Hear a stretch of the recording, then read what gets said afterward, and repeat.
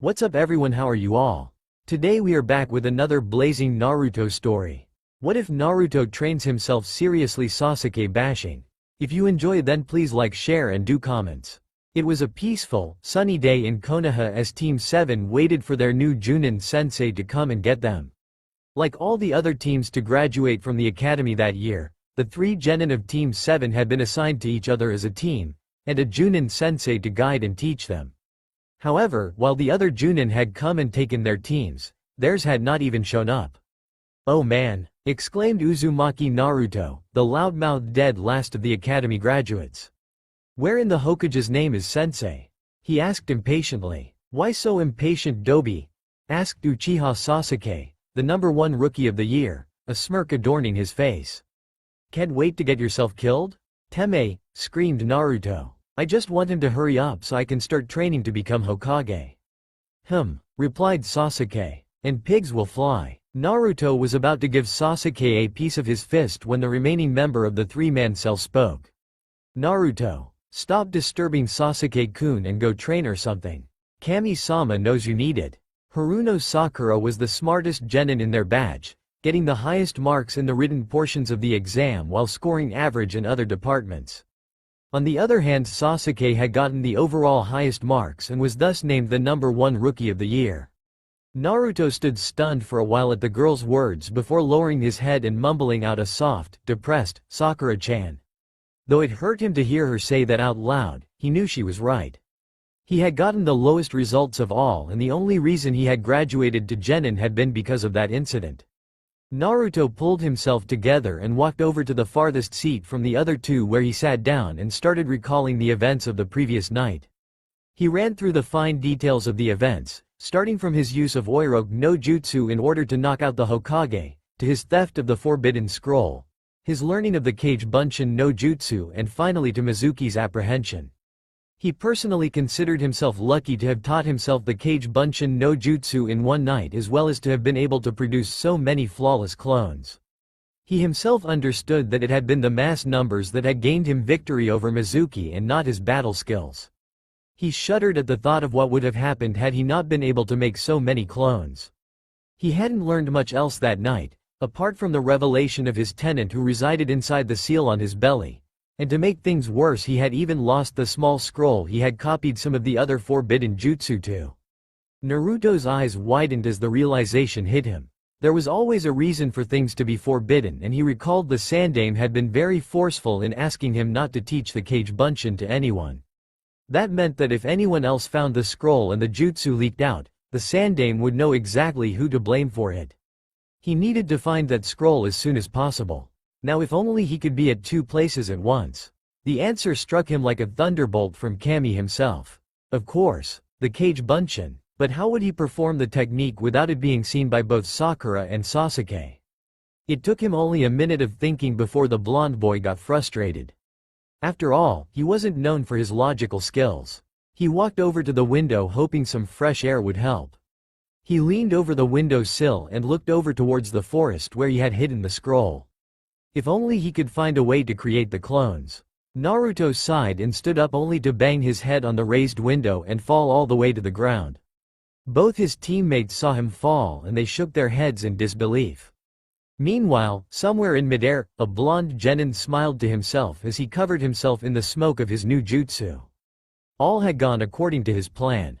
Moments later, the blonde boy returned to the classroom, scratching the back of his head and grinning sheepishly as he entered. The antics of the dead last caused the #1 rookie of the year to roll his eyes. How in 1,000 years had that Dobi managed to graduate? However, Sakura noticed something about the dead last that Sasuke didn't. Despite the large cloud that had formed on Naruto's impact on the ground, there seemed to be not even one speck of dirt on his body except his feet, on which she would have expected even him to land on. Yet, Sakura decided to let it pass this one time. After all, what could a Dobi possess that could be even remotely interesting to her? Naruto calmly walked over to his seat in the far corner of the table and sat in anticipation of his new sensei, his mind drifting, half worried about whether he could find the scroll his clones were looking for. Another hour had passed and there had still been no sign of their sensei. Both Sasuke and Sakura had fallen asleep due to the pure boredom of the hour spent. Sasuke in his usual evil gaze pose and Sakura face towards her crush. Naruto had had it. This sensei thought he could treat them any way he wanted due to them being mere genin. But he was wrong and Naruto would make sure he found out the hard way. A grin crossed his face and he dragged a desk closer to the door. The soft sound of the desk gently dragging on the floor woke Sakura, who never had been a heavy sleeper. She opened her eyes just in time to see the orange-clad boy climbing onto the desk, something rectangular in hand. Sakura stifled a yawn as she sat up and stretched. "Naruto, what do you think you are doing?" she asked softly, half forgetting where she was, and who she was talking to. A grinning face glanced back at her as the boy in question wedged a dusty eraser into the partially opened door. A little payback for keeping us waiting for so long. Sakura looked at him quizzically as he got off and placed the desk in its original position. "Do you think it will work? He is a Junin after all," she said, though her inner self screamed at her to join in on the prank. Naruto just shrugged. "Who knows? It's worth a try though," he said. Naruto felt a slight tingling in the back of his brain as a clone of his dispelled. Though he had already experienced a wave of chakra-exhausted dispels, the dispelling was not something he had gotten used to. Yet, this last dispel had not been due to chakra exhaustion, but rather due to being bitten by a snake when the clone had accidentally stepped on it. It was an unusual experience for him, to feel exactly what the clone felt as it died, the phantom pain of the fangs biting into his leg and injecting whatever poison it possessed. However, like the last wave of dispelling, this had also taught Naruto a lot about the jutsu and the possible reasons for it being forbidden. Unlike the normal clone jutsu he knew of, each shadow clone required a lot of chakra from the user to create, though he didn't know exactly how much. On top of that, the technique created solid bodies that could interact and speak however he wanted them to. These clones could also go far from their creator and still stay intact. The disadvantage was that it took one blow, even a non-fatal one, to dispel the technique. Interestingly, the technique also transferred all the experiences the clone had back to the user when the clone dispelled, and with the experience he had, he knew that absorbing this information could be dangerous in large amounts. However, the possibilities of usage for this technique would be endless. He would need to find out more from his sensei when he met him about this forbidden technique before he could put it to use though, because Uzumaki Naruto knew that nothing good came without a catch. Speak of the devil, he thought as the sound of footsteps reached his ears through the hallway. Here comes the lazy guy right now. The footsteps stopped at the door, and their first glimpse of their sensei was his hand coming through the slightly ajar door. Both Naruto's and Sakura's eyes darted to the duster wedged, both of them silently wishing for their sensei to fall for the little trick.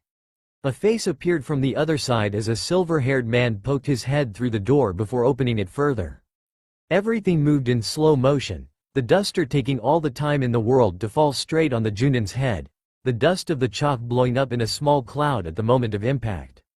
Naruto immediately burst out into laughter, leaving an agape Sakura and a still sleeping Sasuke, who stirred at the amount of noise Naruto was making. Inner Sakura immediately jumped up with a shout of victory at the success of the small prank, while Sakura herself was wondering if this was the skill of a Junin. The masked face raised a quizzical eyebrow at the rolling ball of orange on the floor and Sakura struggled to speak, afraid that their sensei would be angry at them for playing such a trick. GG Gomen sensei. It was all his idea. Sakura was cut off short by a waving hand. My first impression of you is that I do not like you. The words caused Sakura's head to hang, knowing that all chances at a good first impression had been blown by her mischievous teammate. However, I will still give you a chance at becoming ninja. If you are interested, meet me up on the roof in 5 minutes. Without a further word, he was gone, leaving the three genin to themselves. Sakura immediately turned around to wake Sasuke up, allowing Naruto to walk out of the room unnoticed. The only thing on his mind right now was retrieving the scroll one of his clones had found just before it dispelled. If it were possible for someone to see rage, the whole of Konoha would see it rolling of the academy's rooftops in waves. Needless to say, Sakura was very pissed.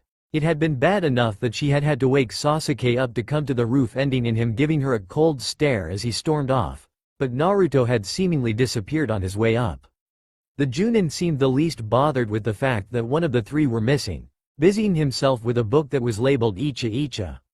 Sakura had seen one of those books at her place once when she had been cleaning her dad's closet, and her knowing exactly what that book contained did nothing to calm her rage. She also noted that Sasuke was trying to snatch a few winks in the meantime as well. The silver-haired Junin finally spoke, snatching a glance at the sun. "Well, we've been here for 5 minutes already. If your teammate is not here in 5 more minutes, then the 3 of you are going back to the academy." This woke up the nodding off Sasuke, who immediately jumped up, furious. "What?" he exclaimed. "You are going to send Me, the #1 rookie of Konoha, back to the academy just because the dead last of our batch chickened out?" "Yup," replied the Junin, nonchalantly, not even bothering to look up from his book. "Each of you is part of a 3-man cell. And as such you are a team. And without your teammate, neither of you are going any further." The color literally drained from Sakura's face at the Junin's words. Another year at the academy was something serious. She would have no problems graduating again, yet the chances of being put on Sasuke's team again was slim to none. She had considered herself very lucky this time around, and she could not help but believe that her luck may not stand up to the test of time. Sasuke scoffed and crossed his arms across his chest in a proud manner. "There is no way that is going to happen," he said, his confidence in his words apparent as he spoke. "I am an invaluable asset to Konoha, and there is no way that the Hokage would let me go into the academy for another year. He will put me in another team and send another weakling to the academy. Maybe that fat Akamichi or that stuttering Hyuga girl." The statement the Uchiha made got a reaction from both other occupants of the roof. The Junin's eye had left the page of the book he was reading and was rested on the boy in front of him while Sakura stared at him with shocked eyes. She had come to know Hinata from the academy class and had grown to like the gentle and caring Hyuga. Sakura had no doubt that once Hinata got over her lack of self-confidence that she would be the #1 kunoichi of their age. Never, even in her wildest dreams, had she thought Sasuke would think of Hinata like that.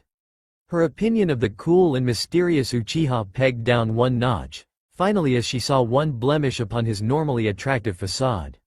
Sakura was about to raise the question of why Sasuke thought them weaklings when the exit to the roof flew open to reveal a panting Naruto. The look of relief flashed across her face as he slowly walked over to him. None of the 3 genin noticed the Junin lift his headband across the left eye for a second. "Okay, it's getting late already, so let's get this over with fast. I want you to introduce yourselves. Likes, dislikes and ambitions. Let's start with the latecomer." Naruto winced as the Junin looked at him in eagerness. He had been found out, though he had no clue how, that he was a clone. The quick meeting line was an overly obvious hint. Naruto was about to oblige the Junin when Sakura spoke out. "Wait, you want us to introduce ourselves while we know nothing about you?" she said. "How about you give us an example?" The Junin sighed audibly, not too happy with having to go first, or having to go at all. Fine. My name is Hitaki Kakashi. My likes are reading literature." Kakashi could have sworn that he had heard Sakura scoff at that statement. "My dislikes are people who are too full of themselves, and I have no ambition." Blondie, continue. Kakashi sighed audibly once more. In truth, he had not come with the intention of giving them any information apart from his name. But the appearance of a Kage Bunshin instead of one of his students had put an unexpected twist in his plans. He couldn't help but smile as Naruto stood up to speak. The boy had gotten the hint after all. Maybe he wasn't as stupid as they say. "My name is Uzumaki Naruto. I love ramen and I hate the 3 minutes it takes for the ramen to be prepared. My ambition is to become Hokage." As soon as he sat down, he received an appraising look from Kakashi as well as an odd one from Sakura. "He sounds just like Sensei when we were young," thought Kakashi with a smile. Sakura meanwhile was astonished at how calmly and quickly he had given the information and at the same time failed to confess his love for her. However, she decided to ask Naruto later as Kakashi turned to her. "Okay, Pinky, you're next." Sakura rolled her eyes at the nickname Kakashi had called her, but let it go considering the strange occurrences of the day so far. "My name is Haruno Sakura. My likes are glance towards Sasuke followed by a blush. My ambitions are another glance towards Sasuke followed by another blush, and my dislikes are those who are not the people they seem to be." Though her sentence was meant in general, Sakura was sure she saw a brief flash of hurt pass through Naruto at her mention of dislikes and decided to add it to her list of questions to ask Naruto later. After all, she couldn't afford to miss hearing Sasuke's introduction. There could be something in there that could help her claim the heart of the man she loved. Kakashi barely raised his eyes from his literature before he said one word. Uchiha. The Uchiha stood up and put his hands in his pockets before speaking, not to anyone in particular, but to everyone that would be listening. Uchiha Sasuke. I like power and people that possess power. I dislike weaklings and those that get in my way. My ambition is the revival of my clan and to kill a certain someone. Great, thought Kakashi, an avenger much like myself when I was younger. He saw that Naruto was not paying much attention to Sasuke anymore but was concentrating on him. Sakura meanwhile was in dreamland, imagining Sasuke reviving his clan with her by his side. Kakashi's words, however, brought her out of her daydream. Okay, I have to go and catch up with a friend. So I want you to meet me at training ground number 4 at 8 o'clock in the morning. Sharp. And don't have breakfast or you'll throw up. He then poofed away in a cloud of smoke before either of the genin could say anything any further. Naruto was the first one to recover from the sudden shock of abandonment, scratching his head before saying, "Well, it seems we are done here. So I'll be going." Yeah. Sakura could barely manage a nod before the orange ball of energy jumped from rooftop to rooftop going in the general direction of the Konoha village square. Her thoughts being along the lines of, did he really not ask me out on a date? Sakura didn't really care though, now that it was only her and Sasuke on the rooftop of the academy. It was the perfect chance for her to get her first kiss, but somehow, for reasons that avoided her, she just didn't want it that day. Sighing out loud much like Kakashi had, Sakura just walked off towards the stairs with her hand on her head as if she had developed a sudden headache. All she knew was that Ino would have a laugh when she finally heard the story. Things could not be peachier for Sasuke. The Dobi was gone and so was the fangirl. Both of them out of his way, though it was temporarily, and he hoped that they would stay that way throughout their time as a team. He had one final thing to whisper out to the world before he jumped off much like Naruto. Don't get in my way. Or else. Getting to the forest had been easy for Naruto. Once he had gotten out of that classroom, things had been a piece of cake. However, finding the exact tree the last clone had dropped the scroll near was difficult in a forest of very similar trees and had taken a lot of time. Luckily, his plan of sending a clone made from the last dredges of his chakra to the meeting with his sensei had worked, and he knew everything that had happened in the meeting as if he had been there himself. However, he still had no clue how Kakashi had discerned him from his clone so easily. And there was also the question of where he had disappeared to as soon as the meeting had been finished. The answer to his question was standing in front of him with the scroll in his hand. Ah, Naruto-kun, how nice to see you in person. Naruto didn't know whether the happiness in the Junin's voice was faked or not, but he knew that what he had been looking for now rested in the very Junin's hands. What are you doing inside a forest? Looking for something? Asked Kakashi as he hefted the scroll, tossing it a few times into the air. Naruto scratched his head. It was apparent that he had been found out once again. This Junin is something else, thought Naruto, realizing that Kakashi had tracked his chakra signature from all the way inside the village to this very spot. I know what this scroll is, Naruto-kun, said Kakashi, looking down at the blonde boy, his tone serious, yet surprisingly gentle. I hope you do what's right with this. Finished the Junin as he handed the scroll back to Naruto. The blonde looked at Kakashi for a second, not sure if he was joking. The Junin was handing him the scroll, fully knowing what it contained, and was still trusting him. Kakashi spoke as soon as Naruto had taken the scroll, the blonde still obviously confused as to why he had gotten the scroll back. Since you are here, and who I met was a Kage Bunshin, I am assuming that you already know of the information gathering ability of the technique. The boy nodded, allowing Kakashi to continue. What is interesting is that everything the Kage Bunshin learns is also learned by the user once the clone is dispelled. However, large amounts of information can overload one's brain and put them in a state of coma or outright kill them. Naruto looked at the Junin, not sure where the silver-haired man was taking this lecture. My point is, you have a lot to catch up on, knowledge-wise and training-wise. Maybe it is best to use the Kage Bunshin to catch up. The light bulb lit up as if it had gotten that surge of electricity that it had needed really bad. It made sense really, now that he thought about it. It would save him time than relearning everything on his own. But, remember, it only applies to your knowledge and familiarity with jutsu. Your physical abilities will not be transferred. So you will have to work on them by yourself. So that was the catch of this particular jutsu. Mentally shrugging to himself, Naruto decided that what he got in return for the catch was better than most, and that he would still make the best use of it. Seeing the thoughts flit through Naruto's mind, Kakashi smiled, before adding in his own sensei's touch to the whole meeting. I suggest you start with chakra training. You do need to learn not to waste so much chakra creating a clone.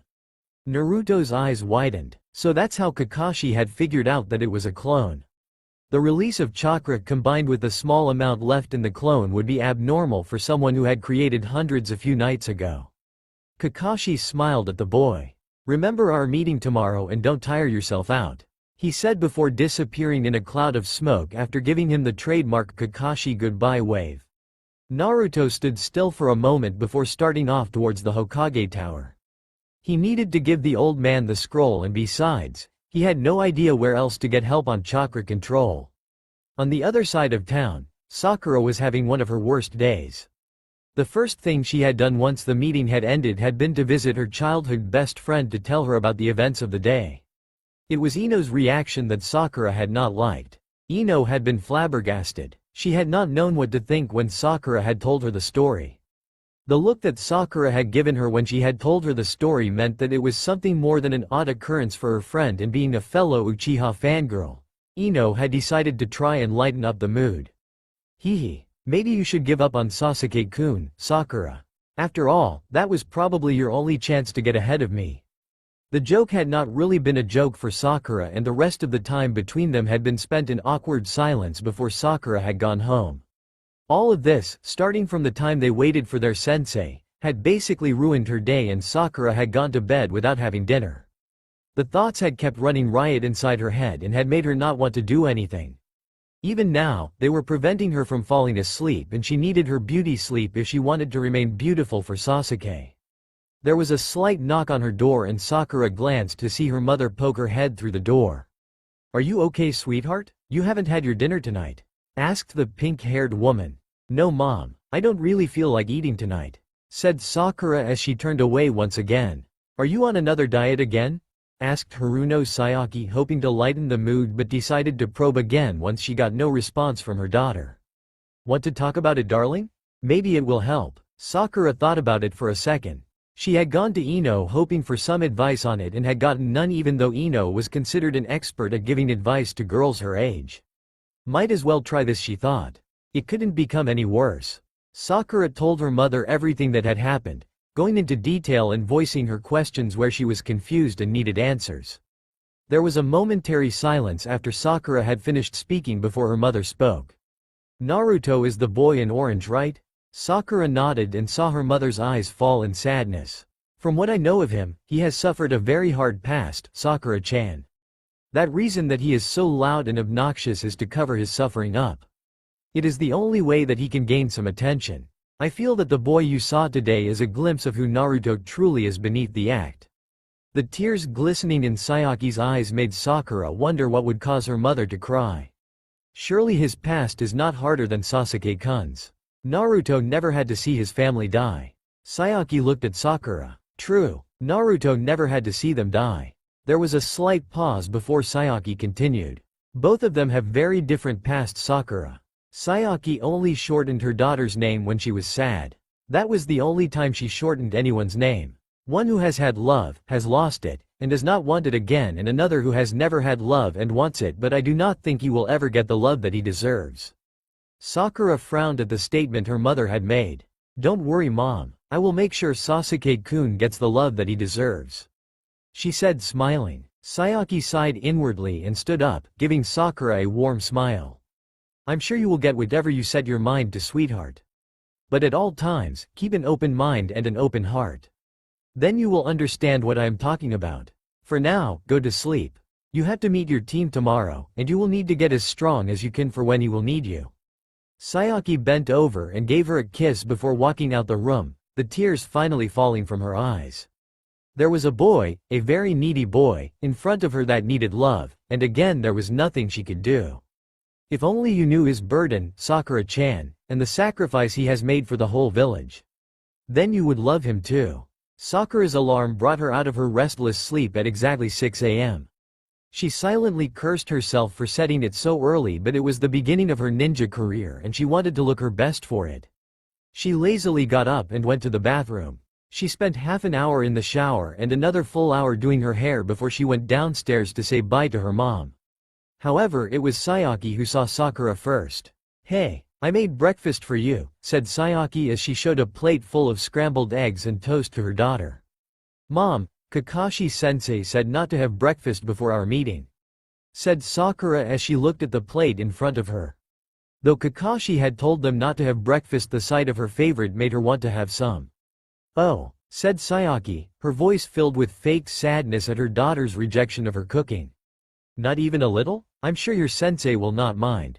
Sakura shrugged. "Guess it wouldn't hurt to have just a little of that," as she sat down at the table. A couple of toasts later, Sakura decided she had had enough and that she should leave to the training ground before she became late. To be honest, Sakura had not known where Training Ground 4 would be until she had seen a signpost that had pointed her in that direction. And when she arrived, she was surprised to see Sasuke already there leaning against a tree, his arms folded across his chest as usual. He spoke once she got a little closer. "You're late." Sakura faltered a little as she approached her crush. She had never expected such a cold statement to come from him.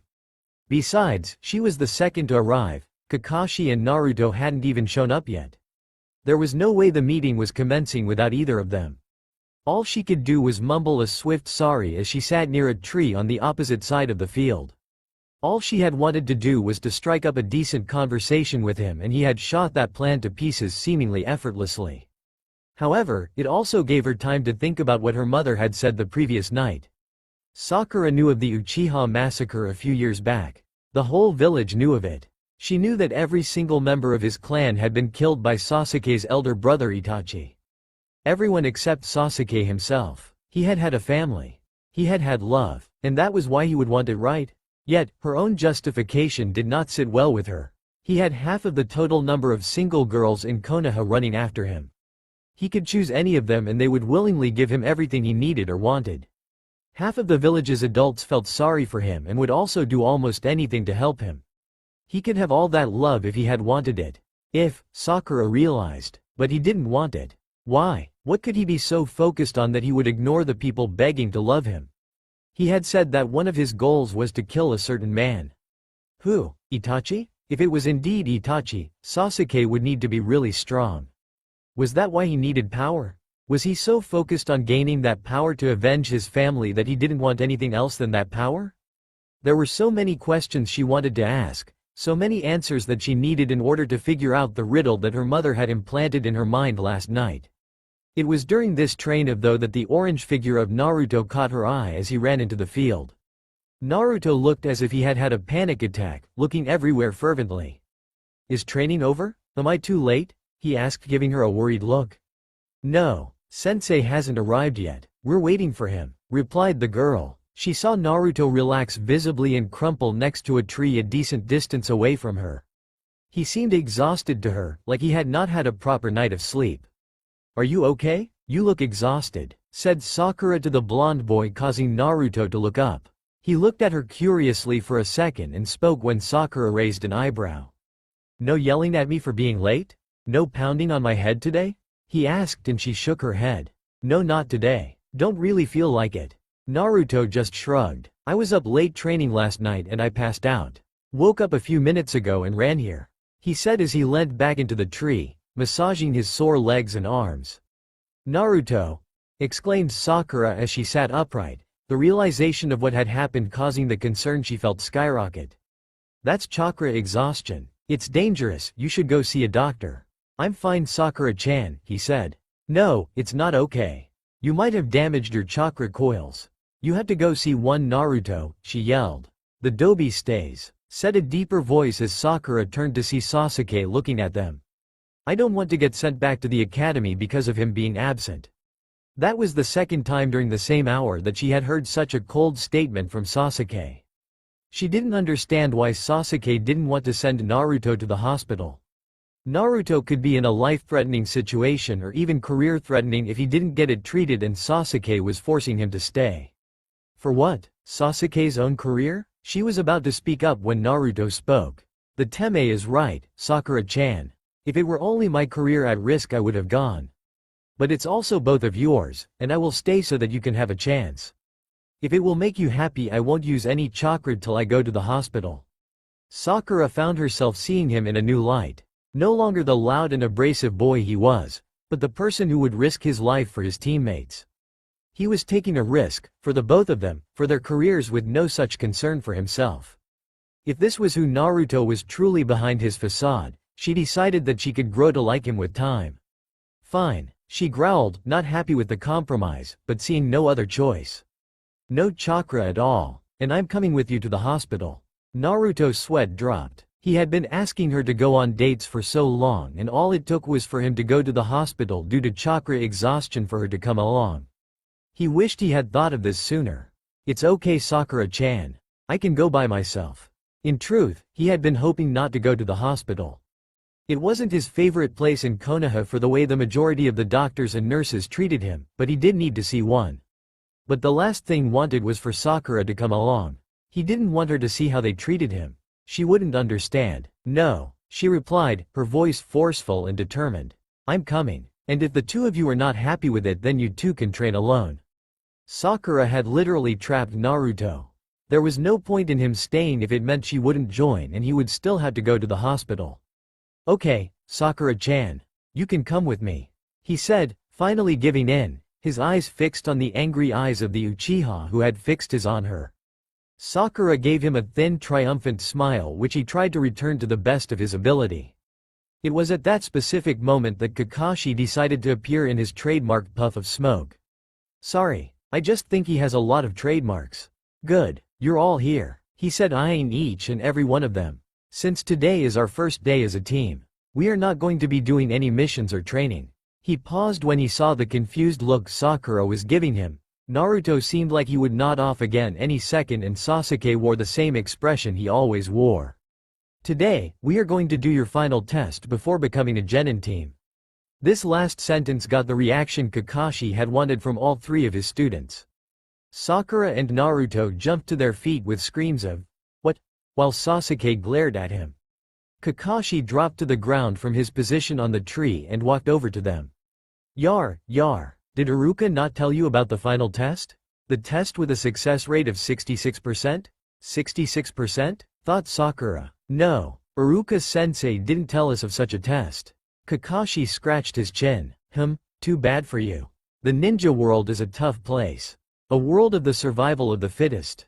And as such, we have a final test for all academy graduates to take, in order to weed out the weak and admit the strong.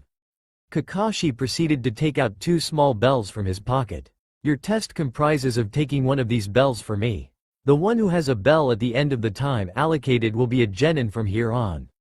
The ones who don't get a bell will be sent back to the academy or if you chose so, you can quit as a ninja. But Kakashi-sensei, there are only two bells. Pointed out Naruto. Yup, you are right. It is to ensure that at least one of you three will get sent back to the academy. Kakashi took out a small timer and placed it on a rock in front of the three genin. Timer is set to lunch. Those who have a bell at the end of the time will get lunch. Those who don't will not get lunch. Instead you will be tied to one of these posts and will have to watch me eat my lunch in front of you. You will be given a second opportunity at a bell after lunch. Now remember, I am a Junin, and you genin have no chance of getting a bell from me without coming at me with intent to kill. You can begin when I say go. A moment of silence was shared between the four, as Kakashi waited for the words to sink in. Lifting his hand up for a second, he looked at the three genin before he threw his hand down, his voice resounding in the air as he yelled the magic word. Go! Kakashi watched as all three of the genin disappeared into the trees. Kakashi smiled. It seemed that the information given to him about Naruto by his academy teachers were once again wrong. They had made it seem like he was the gung-ho type to charge into everything head first. Yet again, the blonde boy had surprised him. Maybe he was maturing up a bit. Sasuke jumped from a tree in front of him, heading straight towards Kakashi. A clone in a henge? Thought Kakashi. Maybe Naruto hasn't matured after all. It was when Sasuke started to form hand seals that Kakashi knew it was not Naruto. Kaiten, Gukakyu no Jutsu. Came the call as Kakashi barely managed to jump back to avoid the fireball. What a guy, he thought, to be able to use the Gukakyu at such a level at such a young age. Sasuke gave Kakashi no time to think, immediately appearing to his side and aiming a sidekick to Kakashi's face. Kakashi blocked the kick with his arm and caught Sasuke's punch with his other hand. Sasuke immediately rotated his body and swung his other leg at Kakashi again, causing the Junin to release Sasuke's hand to block the incoming leg. This gave Sasuke the necessary momentum to turn himself upside down and try to grab one of the bells hung on Kakashi's belt. The Junin's eyes widened as he saw the Uchiha taking a swipe at his bells and jumped back, Sasuke's fingers barely touching the strings and making them jingle. Sasuke decided to give the Gukakyu another chance, and at such close range, he was sure he would get Kakashi. However, he was astonished to see that Kakashi had disappeared amidst the fire. He was sure that his fireball wasn't strong enough to incinerate a Junin. So where could Kakashi have gone? Left? Right? Behind? Above? No, below. Sasuke barely managed to look down as a hand broke out of the ground and grabbed his ankle. Sasuke felt himself being pulled under until his whole body was underground except for his head. "Doden, Shinju Zanshu no Jutsu," said Kakashi as he stood behind Sasuke. "Good but not good enough. I wonder where your teammates are." Another moment of silence passed as Kakashi looked at his surroundings curiously while Sasuke tried to burn a hole through Kakashi's forehead with his eyes. "Ah well, time to go look for them," said the Junin as he stood up and walked away, not even caring that Sasuke was not too far away from him. Sasuke watched Kakashi walk away, furious that the Junin had left him buried. Meanwhile, Naruto had caught up with Sakura and the both of them had planned on how to get the bells from Kakashi. Sakura watched as Naruto jumped down into the clearing to wait for Kakashi by the tree they had started out from under. She decided that this would be the right time to recall what Naruto had said once the test had started. "Sakura, this is the person that said that he would fail you both had I not shown up for our introductory meeting. There is no way he would send one of us to the academy. This is a teamwork test. The bells, the lunches. They are just to turn us against each other. Think about it. There is no way one of us can take on a Junin and come out on top." It all made sense once he had said it. Why indeed create a three-man cell if they were going to fail one anyways? To make things easier, Kakashi had even said it at the meeting. The question was, how had she, nor Sasuke not noticed it before the dead last of their class? Sakura's senses tingled as she felt Kakashi's chakra signature come closer. She saw him walk up to Naruto and speak. "So, how about we cut the act, Naruto? We both know you are smarter than you look." Naruto shrugged, his hands in his pockets. "Between the both of us, sure. But I consider it my trump card to use against the other genin," he said with a slight smile.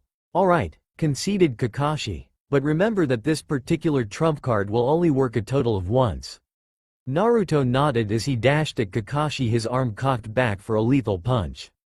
"Going full frontal, I wonder what you have planned, Naruto," thought Kakashi as he met Naruto's wild charge head-on.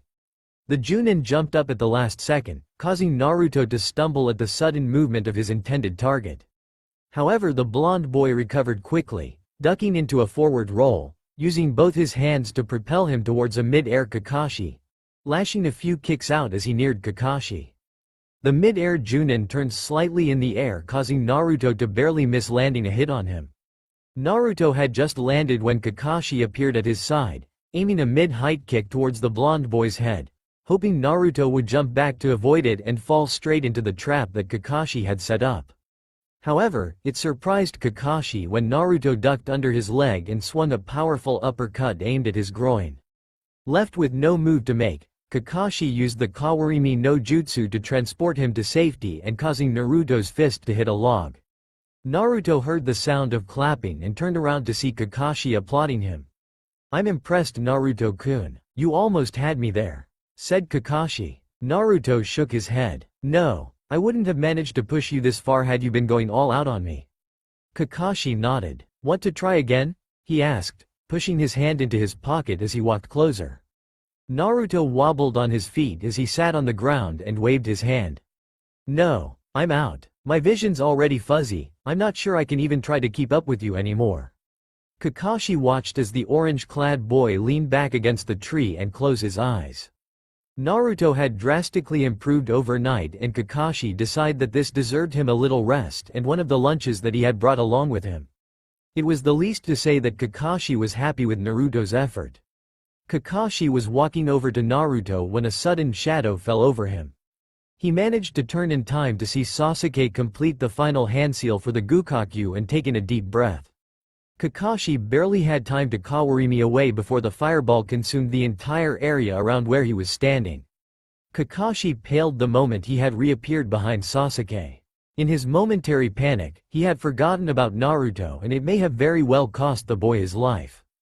This had been the only team thus far to show such promise, and it had been ruined already. Kakashi moved to knock out Sasuke and found that his hand had gone through the Uchiha. The scenery changed to show a battered and tired Naruto still leaning against the tree while the Uchiha had disappeared. A slight jingle of bells from behind him caused him to turn around. His first reaction upon seeing Sakura happily jingling 2 bells was to grab at his belt to see if they were really missing. Genjutsu, he whispered as it dawned on him. Since when? Sakura smiled. Since you replaced yourself with the log to avoid Naruto's blow. It made sense. He had made sure to spread logs throughout the training ground, yet this particular one he had replaced with had seemed too close to the area the fighting had taken place in. So I take this was your doing, Sakura-chan? He said, obviously pleased. Yup, Sakura replied, nodding happily. Genjutsu is mine, but the plan was entirely his. She said, pointing at the boy leaning against the tree. Sasuke? Inquired Kakashi. Sakura looked downward rather dejectedly before speaking. He said something about the both of us getting in his way and slowing him down. He thought he would be better off working alone. Kakashi thought about it. If indeed Sasuke had cooperated with his teammates, this exercise would have been over much sooner than now. So it appeared that there was still one of the 3 that had not learned the lesson. He would have to report Sasuke's behavior to the Sandaime. To pass the Uchiha after he had declined to play as a team would be showing favoritism and would further boost the Uchiha's ego. And that, Kakashi nor the hidden village of the leaves could not have. Alright, with the retrieval of the 2 bells from me, this test is over. Meet me at the posts we were at earlier, I need to go dig up our pet clan heir. He said before he poofed away, leaving Naruto and Sakura alone. Well, we did it, said Naruto as Sakura walked over. Yeah, she replied, we wouldn't have if it had not been for you. Arigato, Naruto, she said, and for the first time she saw a genuine smile from the boy. It was nothing, Sakura-chan, he said as he took her hand and groggily got to his feet. I don't know, said Sakura as they walked off towards the clearing. Somehow I don't feel sad Sasuke-kun didn't cooperate with us. I mean, we did offer to help. Naruto could only nod at her statement. He was too exhausted to even think of making a witty comment about the Uchiha.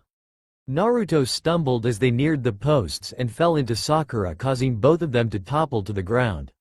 Naruto immediately tried to get up and off of the pink-haired girl and fell to his side again. Sakura knew that Naruto had used up the last of his energy walking this far and that he could no longer walk any further. She bent down and hoisted his arm around her shoulder before glancing at Naruto and smiling. You know, someone could claim that this was all an act you were faking so that you would get me to carry you to the posts. Naruto looked at Sakura with a face of faked mild panic. Shush, Sakura-chan, we don't want the whole world to know about my plan, he said. Sakura giggled at his antics and wondered how he managed to make light of every small situation that she would have felt depressed about. She knew she probably would have laughed had his voice not been shaky from so much exhaustion. They had barely reached the posts before Naruto slipped again, causing him to hit his head on the wooden post and fall unconscious. Sakura knew that Naruto had slipped deliberately, trying to relieve her of his load sooner than she would have liked to.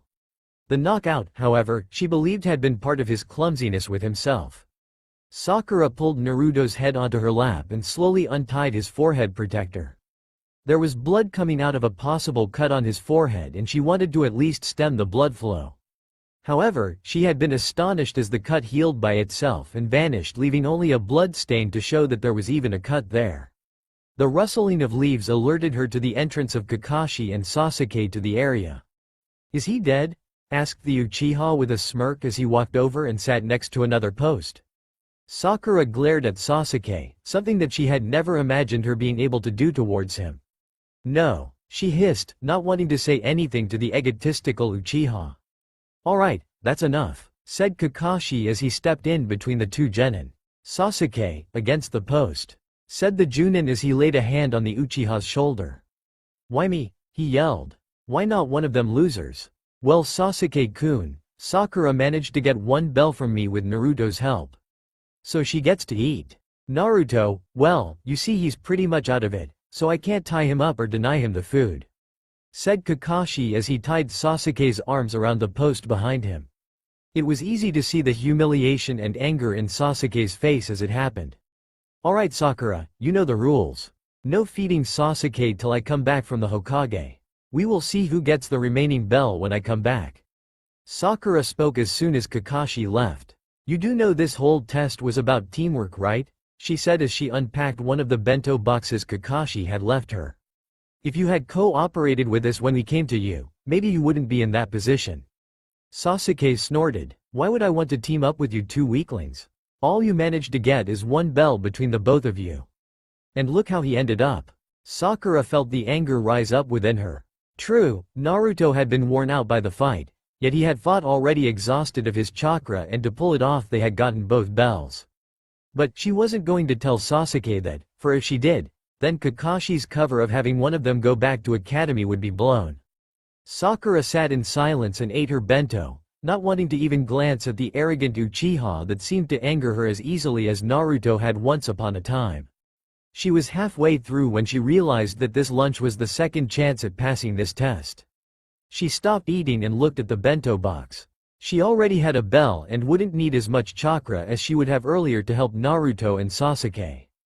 Yet, Sasuke would need the energy and chakra for what Kakashi has in store for them after the break.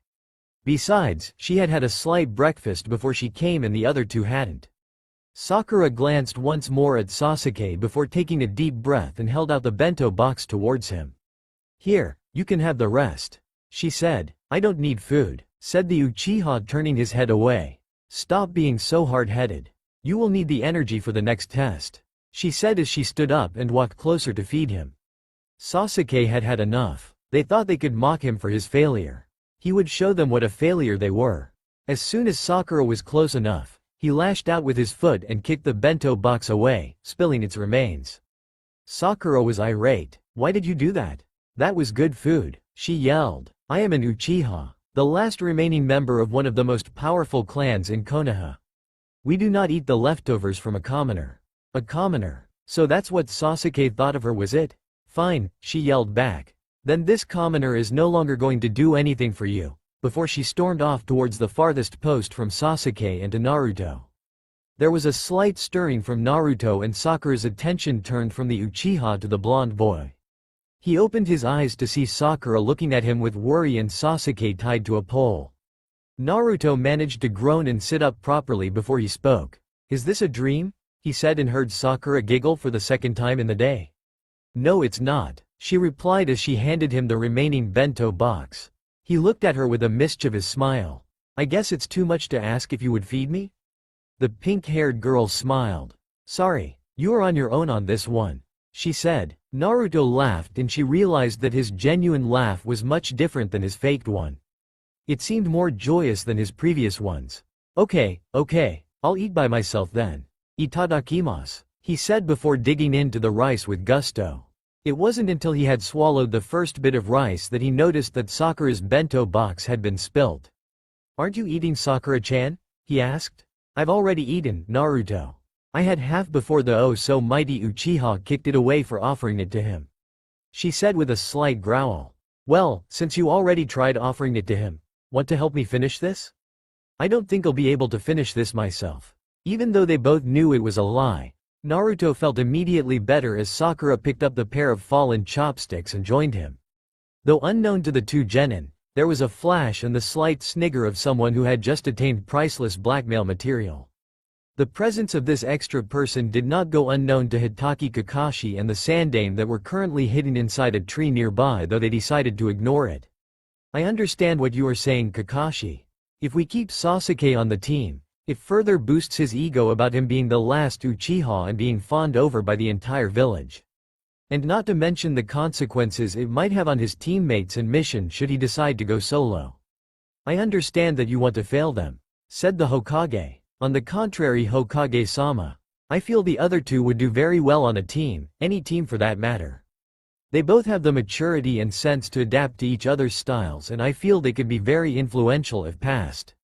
The Sandaime chuckled. You know, this is very weird coming from a Junin who has never passed a single team before due to their failure to work as a team, he said, causing Kakashi to scratch the back of his head sheepishly. Then there is the problem of their third member. I am sure you are aware that there are no more graduates from the academy. The silver-haired Junin thought for just a minute before responding. I was more thinking of Konoha's first two-man cell. The Sandaime's eyes widened. Though the thought is very interesting, Kakashi-kun, there is still the matter of the risks that they will be facing in the outside world. Not to mention their promotions. The Chunin exam is a three-man cell-based exam. I understand, Hokage-sama. That means I simply will have to prepare them so well that they can take on all odds for the next Chunin exam, which I believe is being held here. I'm sure you can do something to prevent them from eliminating teams with lesser numbers. Sarutobi sighed. It was obvious that Kakashi had him trapped. Fine, I'll allow it, but it better not come and stab me in the back, Kakashi, said the Sandaime, to which the Junin nodded. Alright, send Sasuke to me when you are done. I'll go inform the council about your decision, though I'm pretty sure that they will try to make a team for him. Kakashi nodded, and Shunshined. I am not so sure if this is the correct way to use past tense on Shunshin. Skeptical smiley face back to his team. Naruto and Sakura had just finished their meal when Kakashi suddenly appeared behind Sasuke and untied him from the post. The Uchiha smirked and rubbed his sore arms. The Sandaime yell at you? He asked, the confidence in his voice evident. Kakashi just closed his eyes and sighed. No. There is no way you can walk back to the academy while tied to a rooted post, is there? The statement mixed with the resulting furious expression from the Uchiha caused the other two onlooking genin to burst into laughter, causing Sasuke to be infuriated even further. You can't do this to me. I am an Uchiha, one of the village's ninja elite. You need me. Kakashi nodded. True, very true. You are from one of the village's elite clans. This caused Sasuke to smile. They did need his skills and Sharingan after all. But doesn't mean we need you. Some of the villagers might consider you living royalty. But I do not want or need a soldier that does not take orders or someone who doesn't play as a team on my squad. Team? What team? Once you give me the strength and the power I need, I'll be better than any stinking team, yelled the infuriated Uchiha. If a team is nothing, then explain to me why two genin were able to take both the bells from me, a Junin and a former Anbu captain. Kakashi let the statement hang as Sakura and Naruto hung their jaws in awe at Kakashi. This test was all about teamwork. Each part of it was designed to pit you against your teammate, to see if any of you would sacrifice their own interests for the good of the team and their mission. A ninja that does not care about the mission is trash. But a ninja who does not care about the village or his team is lower than trash. Remember that. There was a momentary silence as Sasuke recovered from Kakashi's verbal offense. He clenched his fists and gritted his teeth as he spoke. The Shinobi Council will hear of this offense. And you will come and beg me to let you teach me, he said before he vanished from sight. Though arrogant, Kakashi could not deny that the kid was a genius. The bento box was also a test, right? Asked Sakura, finally voicing the question. Yes, it was. It was his second chance to make up for what he hadn't seen earlier. If you hadn't offered it to him, I would have had no right to fail him. Naruto thought that it made sense. Anyone could be blamed for being blind once. Yet the one to refuse it a second time knowing what it was, would be refusing it for real. So, what happens to us now? He said, speaking his turn. I thought all genin squads were three-man cells? They are. But the Sandaime has given me permission to train Konoha's very first two-man cell, said the Junin, smiling. What about the missions, sensei? Asked Sakura. We'll manage. Naruto's cage bunshin should make up for the missing third person. And for the risks, well, I guess the both of you just have to get stronger faster than everyone else. Now if there are no more questions, you two may go. Sakura immediately shot up from her sitting position, her hand grabbing Naruto's shirt and proceeding to drag him on the ground. Sakura-chan, he moaned. No, but Naruto. You are suffering from chakra exhaustion. You need to go see a doctor, said the girl as she continued to drag him towards Konoha. Finally it clicked with Kakashi. So that's why he didn't use a single clone or jutsu during the entire test. He was out of chakra. Impressive, Naruto-kun. I would like to see what you would be capable of doing with full chakra capacity. The sun had barely risen above the horizon when Naruto woke up from his sleep. He glanced at his watch and figured that it must have broken or something. It had never failed to sound off before. He sat up on his bed and rubbed his eyes. He had a lot planned for the day, and he needed to get started now if he wanted to finish most of it in time for his training with Team 7.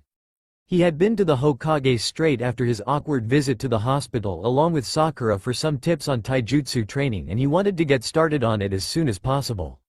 Naruto groaned as he remembered the hospital trip.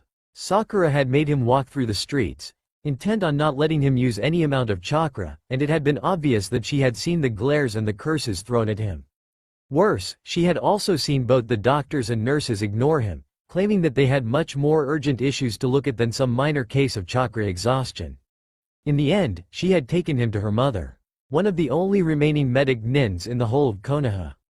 However, the time after the hospital visit had allowed him to reflect on the survival exam and note that his taijutsu was below par. Par being Sasuke's taijutsu level. He knew he needed to improve on it, but he also knew that the academy style of taijutsu did not suit him at all. The only option left for him was to create his own taijutsu style. And that was why he had visited the Hokage later that night. And though he didn't get any on developing his own style, he did get some tips on how to improve his speed and strength. The old man, Kami bless his soul, had also given him a scroll that taught him two types of seals. A weight seal and a storage seal. The effects and how to use them had been written on the scroll along with the instructions. Though it seemed that Naruto needed to improve his calligraphy before he could use either seal. And as such, practicing calligraphy was the first thing on his agenda for the day. Naruto decided he'd make 10 clones to help him. 4 to practice calligraphy along with him and the remaining 6 to work on his chakra control. What little of the tree-walking exercise he had mastered had helped him with the clones he produced, and he could now feel the difference in chakra drainage. Thus he decided it would be best if he mastered every aspect of it before attempting anything else and set his clones about it. He also set the clock right in front of him so that he'd be able to see the time pass by. The last thing he wanted to be was late for team training. Sakura arrived at the bridge sharp at 12 p.m. and was surprised to see both Naruto and Kakashi already there. Well, this is a surprise, she said as she walked up to them. Naruto nodded. He was here earlier than I was. So I'm in doubt as to whether it's really him. This was Kakashi's cue to wave his hands in front of him. No, it's me. I just thought since you are now a two-man cell, that you will need all the time you can get with me, said the Junin, giving them his one-eyed smile. It was understood by both genin that they both needed to be stronger in order to make up for their missing teammate. Almost all shinobi teams were made up of either 3 members or more. That included the Chunin and Junin teams from the other shinobi nations as well. And if Team 7 were to meet any of these teams, they would be greatly outnumbered, and there was where the extra training would come in. So what's our plan for today? Asked Sakura, and in turn got an amused smile from Kakashi. Looks like the fangirl is ready to train without the object of her affection around anymore, said the silver-haired Junin with a slight chuckle. Sakura scoffed. Ex-fangirl, she stated. The crush was pretty much, well, crushed when his attitude fell lower than mine, she said, giving them a smile of her own at the pun. Besides, I feel it is time for a little change in the way I live my life. Kakashi nodded. Okay, he said. I was thinking it would be best if we set up a daily schedule for the both of you before we moved on to anything else like missions. It is pretty apparent that you two need training more than the time you two spend with me. How much time can both of you devote to training? He asked, gesturing to Sakura. I can devote my whole day. I would like to be home at night so I can spend some time with mom and also some time to myself, she said. Naruto? Asked Kakashi once she had finished. It's not like I have anyone waiting for me at my apartment or friends to hang out with, said the boy, and Sakura felt an immediate pang of sadness at his statement.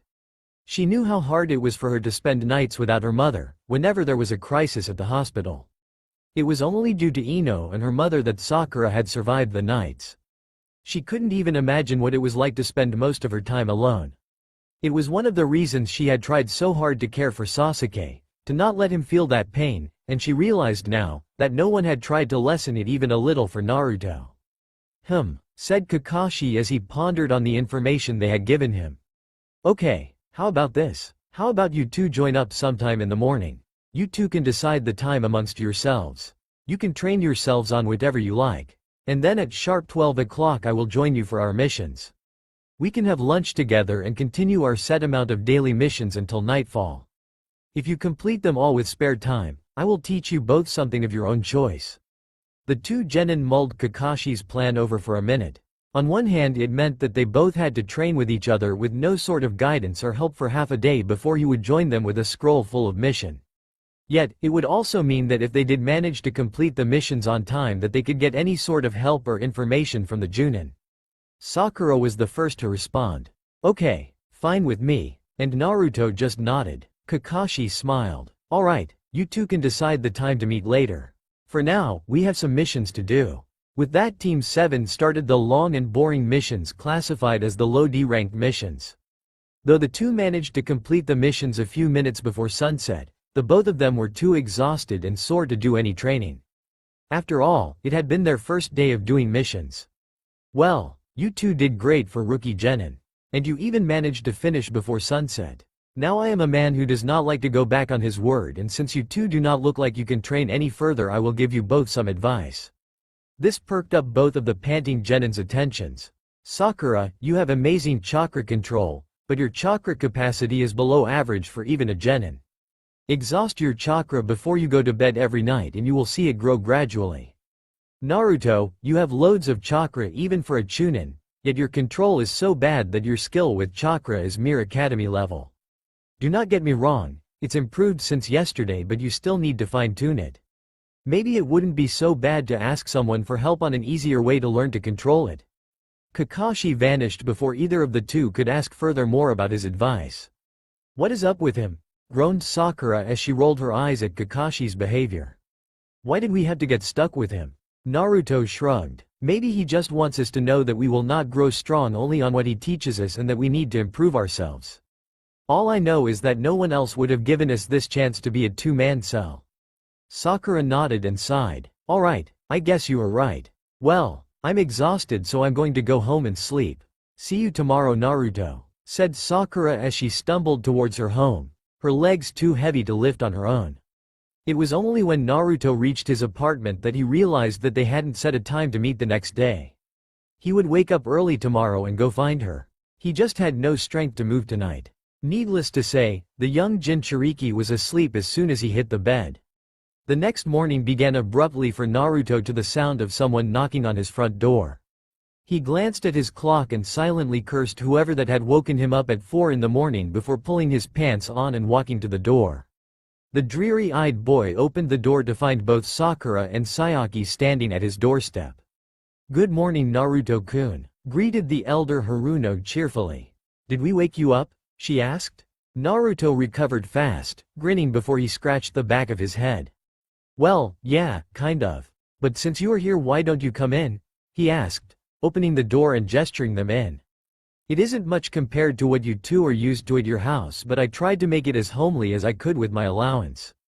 Sakura glanced up as she entered and saw the blonde boy slip a black t-shirt on. It was a bit weird to see him in any other color than orange, but Sakura couldn't help but think that he looked good in black. It made him seem more mature. Naruto, she called, getting his attention. How come you don't wear that to missions? It is less visible in the dark, you know. Well, to be honest, the jumpsuit was something given to me by one of the first people to accept me. Originally when I was a baby, so that he could differentiate me in the orphanage. I just stuck with the style ever since. He paused to look at Sakura before continuing. Besides, you can't talk. You wear that bright red dress every day. Maybe you should change it too. Sayaki laughed at his comeback, though Sakura went into deep thought. She had started wearing that dress sometime in her second year in the academy. A little after her crush on Sasuke started to develop. It was after that rumor that Sasuke liked girly girls more that she had worn it and started wearing her hair long. Maybe Naruto was right. Maybe it was time she changed it. Shall we? Asked Naruto. After all, Kakashi-sensei did say we would need all the training we could get. Sakura nodded and followed Naruto outside. I was thinking of a few laps around Konoha. You know, to increase our stamina. Since we kind of do get exhausted very easily. He said and Sayaki nodded. That's good thinking, Naruto-kun. I know how early you two finished up yesterday, and Sakura, being someone obsessed with her femininity, albeit during her fangirl phase, hasn't quite developed the muscles a ninja requires. Continued Sayaki. There was no way Sakura could argue with that. She had indeed neglected her training, thinking that it would only be a hindrance to her chances of having Sasuke. And it was only now she realized what a mistake that had been. She wouldn't dare to think how she would turn out if she hadn't stopped fawning after the Uchiha. Since neither Sakura nor Naruto were taking the initiative, Sayaki gave them a slight nudge. So how about you two go run and I'll meet you on training ground 4 in, say, half an hour. The two genin nodded before disappearing from view as fast as they could. Half an hour later, the two genin literally stumbled into the training grounds, both exhausted and aching to find Sayaki there already with a couple of packed bento boxes, waiting for them. She called out as soon as she saw them.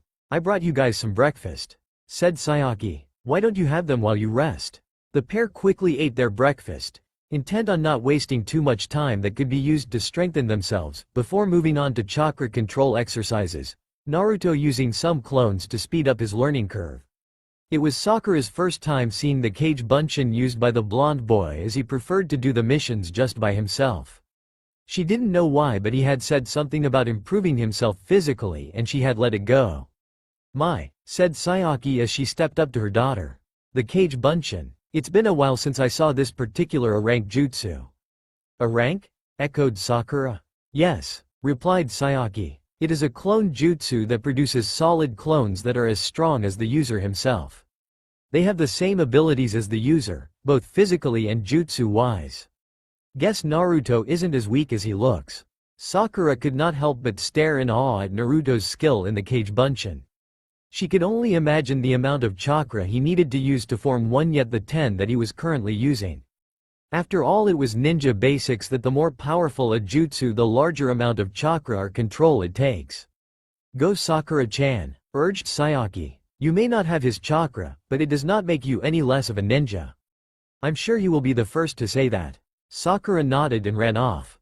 True, she might not know the jutsu or have his huge chakra capacity. Yet it did not mean she was any more incapable of doing the jutsus and the exercises he could. Plus it did help that she had more control over her small amount of chakra, which she decided really needed to grow. Naruto was halfway up the tree when the bark beneath his left foot crumbled and he fell off. He noticed that it was only then that Sakura had started even attempting the exercise. To his wonder and dismay, she managed to climb to the top of the tree on her first try, though she looked pretty drained from the effort. He made a mental note to ask her later. After an hour of tree climbing, Sakura stopped and called Naruto over. What's wrong, Sakura-chan? He asked as he jogged over to the breathless girl. I'm out of chakra, she managed to say in between pants. Naruto nodded. He remembered Kakashi saying that she had smaller chakra reserves and that she should grow them. Okay, said the boy. How about you rest for a while and then we can have a taijutsu spar? To see where our weaknesses lie. Sure, Sakura replied. Anyo, Sakura-chan, how do you do the tree climbing exercise so easily? Said the blonde boy. It seemed to Sakura as if Naruto had trouble asking her. She knew it was not because he looked down on her as a ninja. Being the dead last for their entire time in the academy, he knew that most were better than him at something. He seemed almost as if he was afraid of her reaction. The trip to the hospital flashed back to her mind. The glares and curses she was sure were thrown in his direction. So intense, so full of hatred that she feared they might have attacked him had she not been with him. Inside the hospital had been no different. Those glares were still there, yet here, they also denied him the treatment. All with a simple, I have more urgent matters to attend to. It was as if they did not care what happened to him. Sakura-chan? Came Naruto's voice, bringing her back to the present. I can go ask someone else if you have trouble explaining, he said. The sadness was evident in his voice. No, Naruto, she said quickly. The trick of the exercise is to find out the exact amount of chakra necessary to stick to the tree and to keep that amount gathered at the sole of your foot rather than trying to gather the amount for each step. There was a loud thwack as Naruto slapped his head. No wonder he had found it so difficult to stick to the tree. He had always gathered the chakra and released it after his step had been taken instead of holding the chakra at his feet. "Thanks, Sakura-chan," he yelled in her ear as he ran off, dispelling his current batch of clones and forming another. 10 minutes later, Naruto had gotten the hang of the tree climbing and was now facing off solely against Sakura in a one-on-one taijutsu-only spar. Slow and deliberate, both genin took time in trying to figure out the opponent's weakness and tried using it against them, both of them landing an equal amount of hits. Naruto's fully offensive taijutsu had a lot of flaws in it, leaving him open to preemptive attacks and counter-attacks. Sakura's defensive taijutsu had its own flaws as well, her lack of speed and strength to withstand Naruto's brute force allowing him to land as many blows as her counters allowed her to. They continued sparring until about 11 in the morning when Sayaki decided it was best that they rest the next hour and ready themselves for the missions. Naruto, being as generous as he was, offered Sakura the chance to learn the weight and storage seals along with him, and the girl took the chance without any hesitation. It was during this practice of calligraphy that Sakura asked Naruto about the Kage Bunshin. "Naruto?" she asked, and he looked at her. "Where did you learn the Kage Bunshin?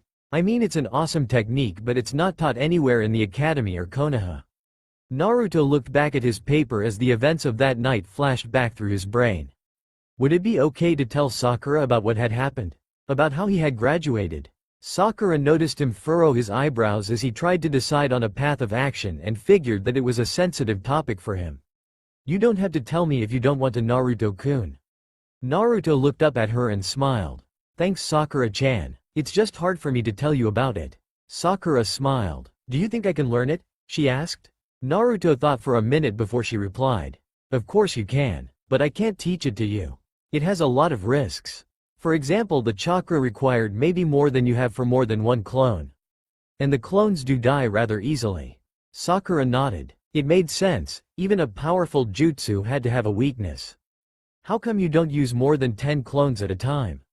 You have enough chakra to create more?" she asked. "Well, yes, I can create more clones at a time. But each time they dispel, all their experiences and memories are transferred to me. And 10 lives at once make me a little groggy. I'm not sure I can take more than that without getting used to it more." He replied, not even bothering to look up from his writing.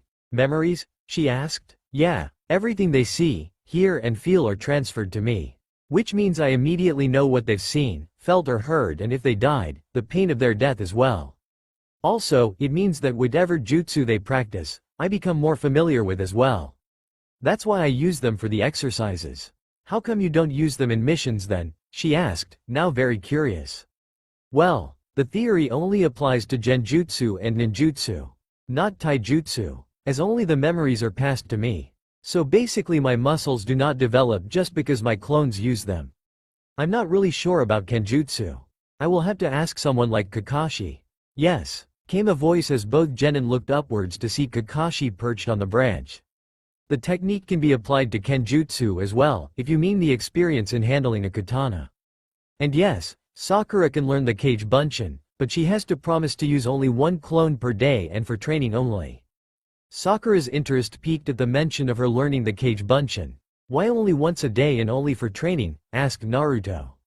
"Well, with her current reserves, it would drain her too much to be effective in battle. Yet in training, it would help her with her jutsus and chakra control, while the drain will increase the rate of the growth of her chakra reserves," replied Kakashi. "The 1 clone per day rule only applies until her reserves are large enough for her to be able to make 2 and still stay standing on her feet. You do know that the clones dispel if the user is out of chakra or unconscious, right?" Naruto nodded. He had experienced that the first night. His chakra exhaustion had dispelled the clones, the information overload finally knocking him out. "Well, if you two are done resting, shall we get on with our missions?" asked Kakashi as he jumped down to the ground. The 2 genin stood up and left after their sensei. The system of training continued for the next 2 weeks, both of them doing laps early in the morning, followed by chakra control exercises which sometimes went along with sparring, and then doing the missions in the afternoon. Both genin of Team 7 had improved a lot compared to their starting positions, both of them managing to learn the weight and storage seals as well as moving on to water walking to the limit where they could now spar on water. Their taijutsu skills had also improved as well as their marksmanship with the ninja tools such as shuriken and kunai. Naruto's chakra control had improved to the point that he wasted very little chakra while performing the cage bunshin. Sakura meanwhile had increased her chakra capacity so that now she could form 2 cage bunshin and still be effective in battle, though her control had slipped a little. Kakashi had been overjoyed with their progress and as promised had taught them what they had wanted to know. Surprisingly for him, the only thing they had asked him for was taijutsu lessons and tips. He had asked them why and they had responded that it was the only thing that they needed to improve as soon as possible and that it was the only thing that they could not learn from a scroll or a book in the ninja library. Kakashi had gone further as to ask why they hadn't asked for ninjutsu or genjutsu lessons. Sakura had been the one to respond to this particular question, stating that neither of them knew their chakra affinities, thus did not know what type of ninjutsu to ask for. The 2 genin had decided to take their nights off, Naruto spending his time with more seals that the Sandaime had given him on request and Sakura studying the human body. Sakura had always wanted to be a doctor and had decided that she would become a medic nin like her mother. And it would also mean that she would have a career to fall back on if she encountered a career-ending injury. Exactly 2 weeks after their training had started, both Naruto and Sakura stood near the bridge waiting for Kakashi. "He's late," said Sakura. "It's not like him to be late for our meetings." Indeed, Kakashi had stopped his habit of being late, at least to things where his 2-man cell was concerned. "I bet it's the old man," he said as he finished drawing a seal on the palm of a black glove that he had bought from a store earlier that morning. Now that his control was better, he could manage a small genjutsu that disguised him and allowed him to buy things from shops and stores he wasn't allowed into earlier. "I don't really see anyone else being able to detain him for so long."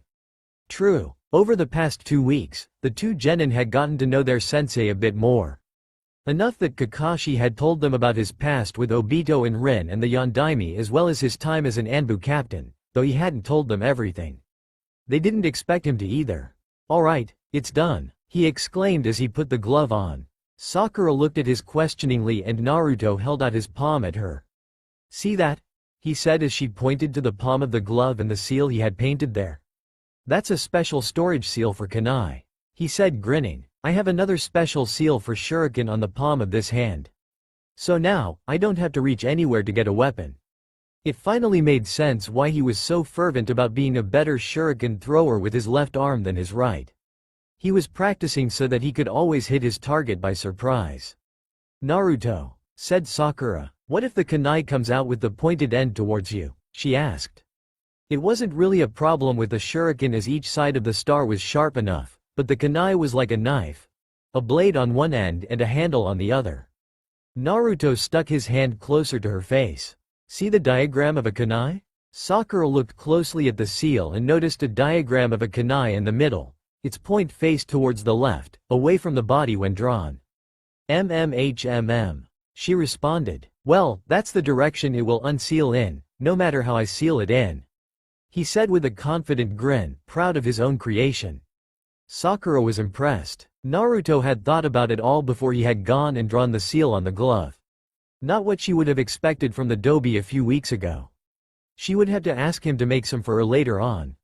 Even though she knew how to create a storage seal, she still had no clue how to draw these special ones.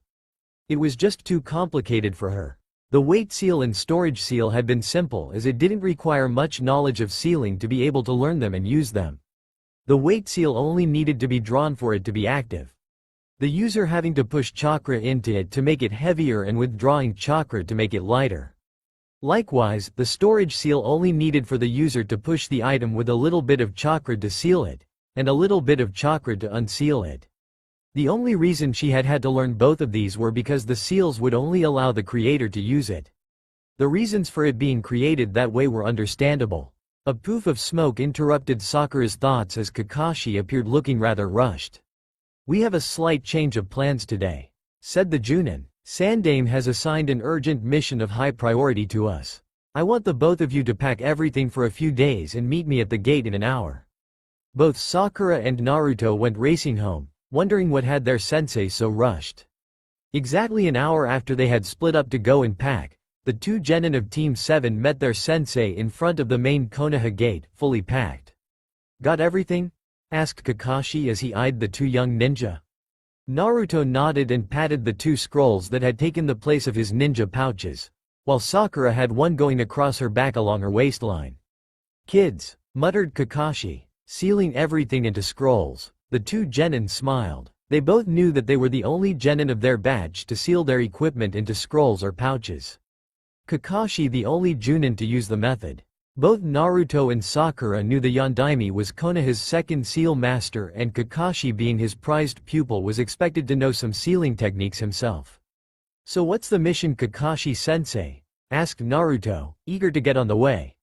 "The Hokage has received a request from a friendly city near our border with Iwa for a team to help with their current civil war. Normally the Hokage would send a Junin team, but the earliest he can send one is at least a week later. Meanwhile, the current government is sending a scroll to the village of Iwagakure for help to quell this rebellion. And we cannot let that scroll reach the border and into the land of Earth. The Hokage wants us to intercept this messenger and make sure it does not cross the border," said Kakashi. "But won't this mission be risky, sensei? Surely Iwagakure will send their ninja to retrieve this scroll," said Sakura. "Iwa and Konoha relations are on a very tight rope, and they are still recovering from the last shinobi war.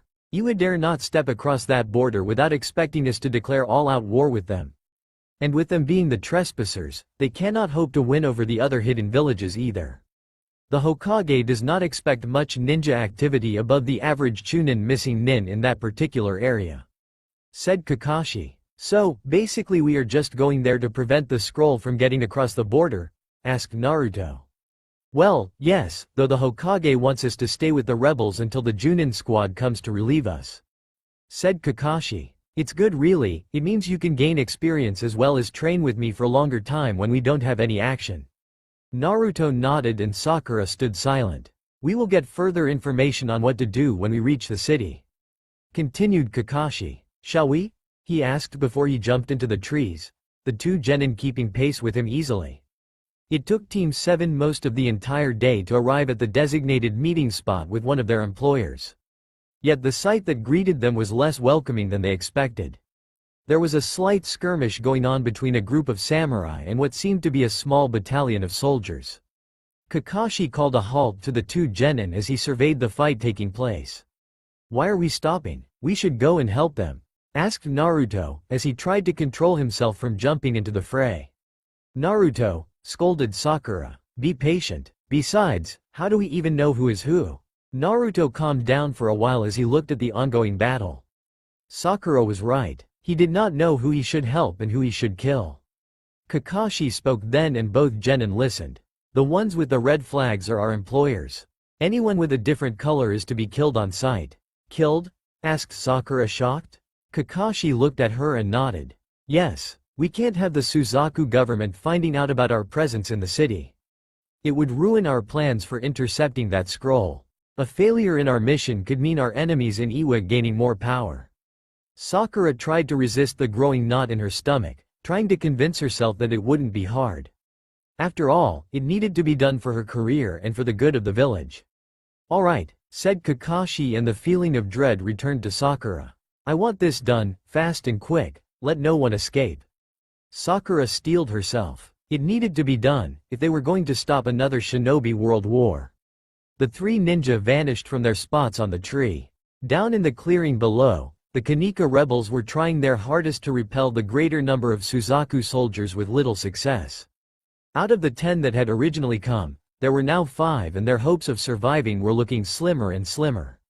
Masato Kanika, youngest child of their leader Tomoshiro Kanika, ducked under a naginata before he impaled the onrushing soldier with his samurai katana.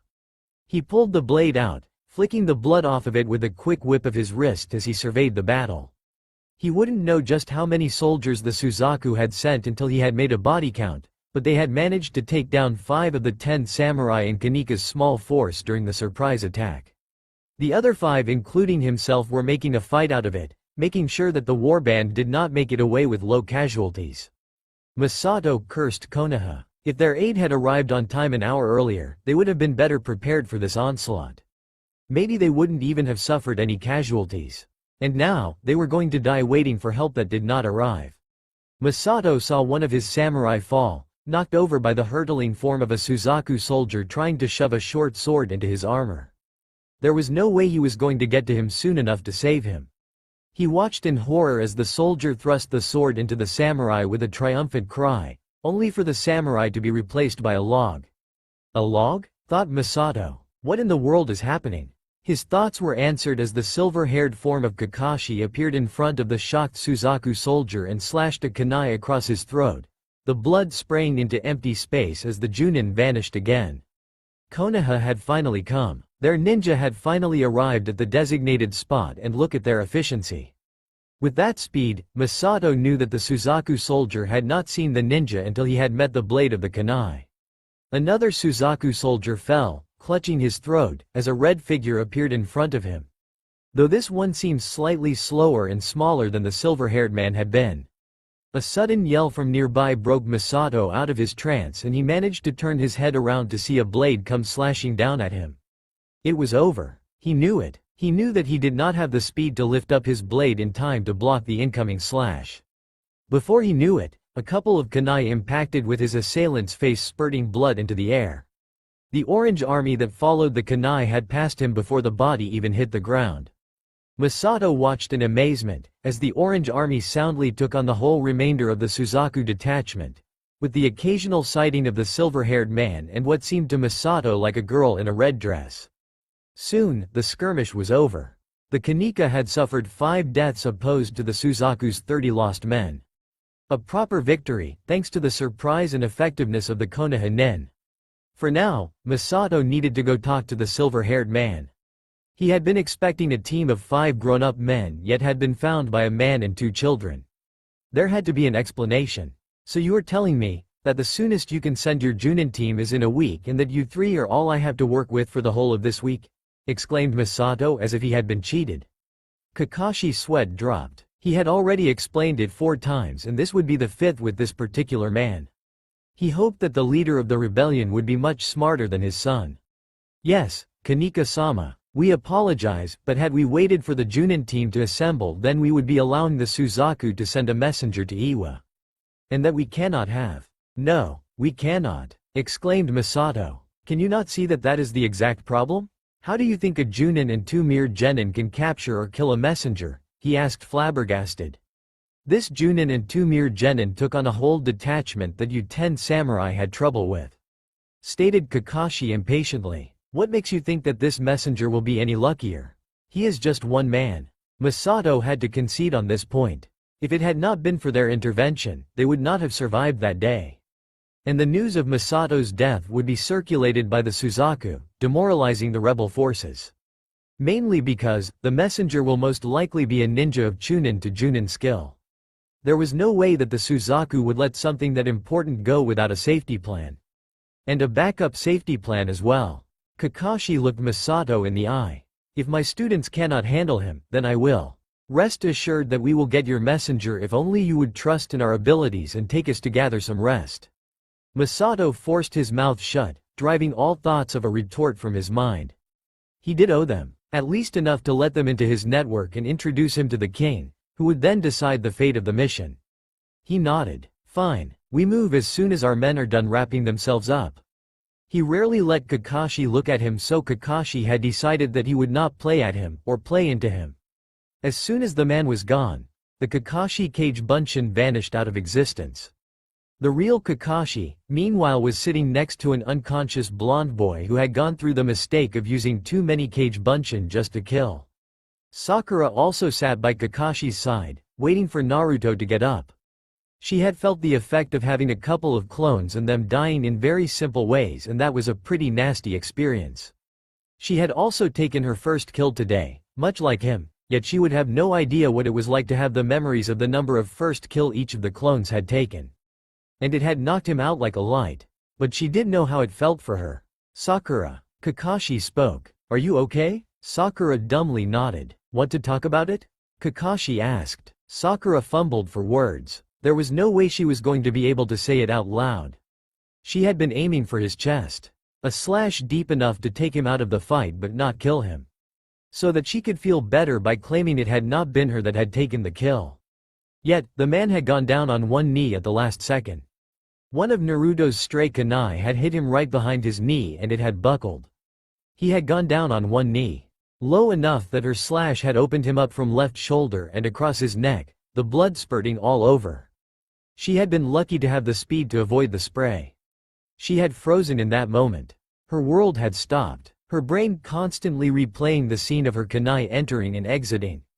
His skin parting way and his flesh opening up. The blood erupting from the long gash left in the now lifeless body. It had sickened her to her core. She had been lucky that Naruto's small clone army had charged in, distracting the enemy until she could recover enough to join them. And she had joined them in cutting down the remnant. Even though she did not make any further kills, she had played a vital part in bringing them down, to allow the samurai to finish them off. It's just that, it's hard to forget, to move on. She said after a while. Kakashi nodded. It does stay with you forever. I still remember each and every bit of my first kill, said the Junin, but it is something you had to do in our career, to stay alive. Sakura knew that. She knew of the dangers of the career once they had taken the test. She knew that she currently did not have the strength to take on a Junin. She had watched the #1 rookie of her batch try and fail. Yet she also knew that strength without the intent behind it was also unacceptable. The very same Junin had fallen into a trap set by the lowest-ranking genin at that time. She knew that if he had been going for the kill, showing no mercy at all, then he would not have fallen for it. And she would be the same. She had to improve, and always have the intent if she wanted to be successful in her ninja career. Naruto groaned and struggled to sit up, clutching at his head as he was rising. Naruto! Exclaimed Sakura as she helped her teammate sit up. Are you okay? My head hurts, said Naruto. Yeah, you fainted, said Sakura. All the first kills must have overloaded your brain.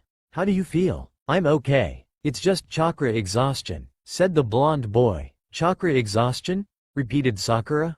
But I'm okay. Why are you exhausted? Naruto rolled up his arm and showed them a small seal on his shoulder, normally where the Anbu tattoo would have been.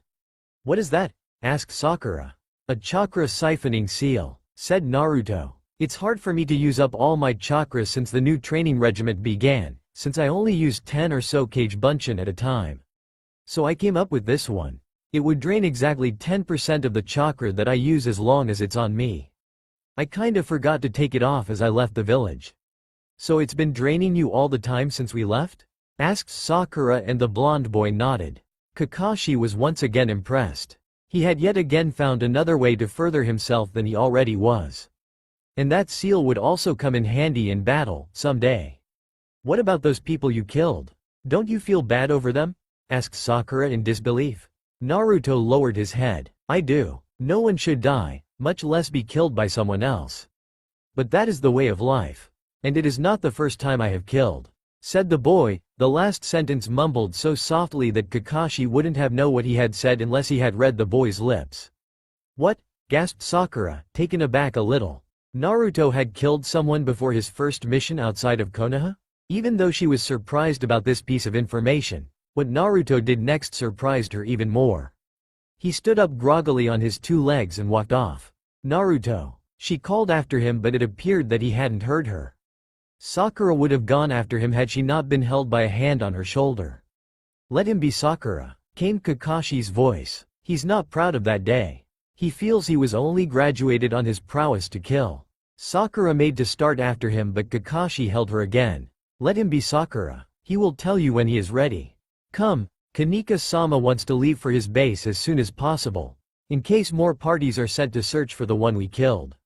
Naruto has the sense to not wander too far. Sakura nodded and followed Kakashi. Naruto meanwhile had walked off into the trees. Far enough to be separated from the group, yet not too far as not to notice that they were packing for departure. He mentally slapped himself over and over a few times. How could he have let that little piece of information about him slip? It was something he had vowed none of his batch would ever know. To be graduated just for killing a criminal that was wanted. And the kill had been accidental as well.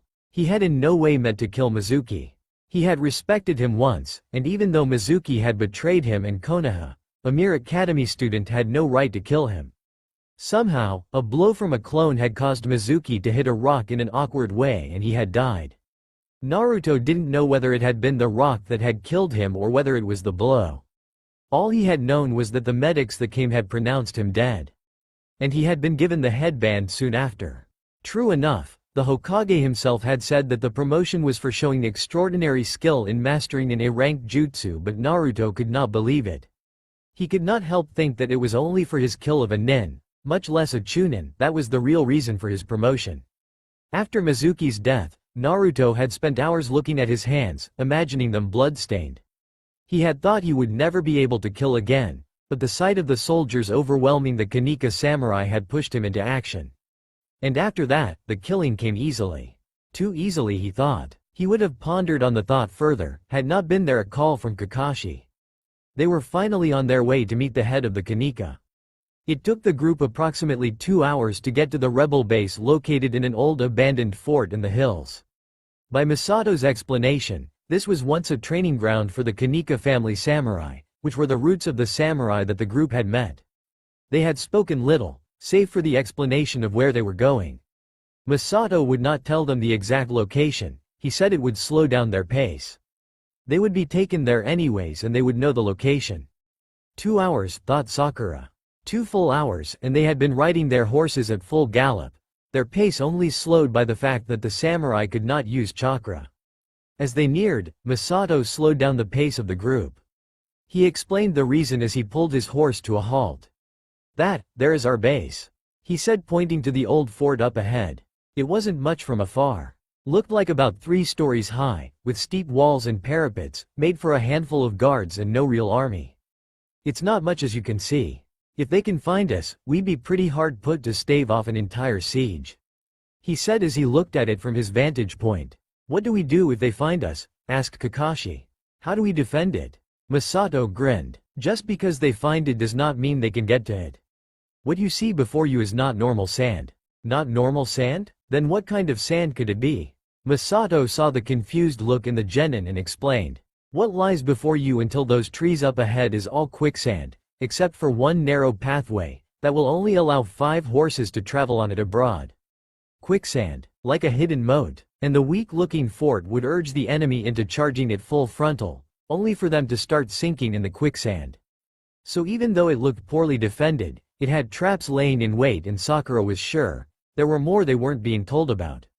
"Well, if the 3 of you would follow me, I'll guide you through this trap," said Misato as he dismounted before leading his horse by its reins, his samurai and the Konoha team following tracing his footsteps.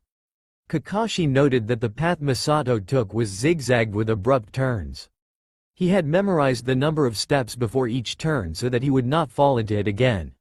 It would mean that the enemy would not find it easy even if they had found the beginning of the solid pathway, and they would learn that it was not straight the hard way.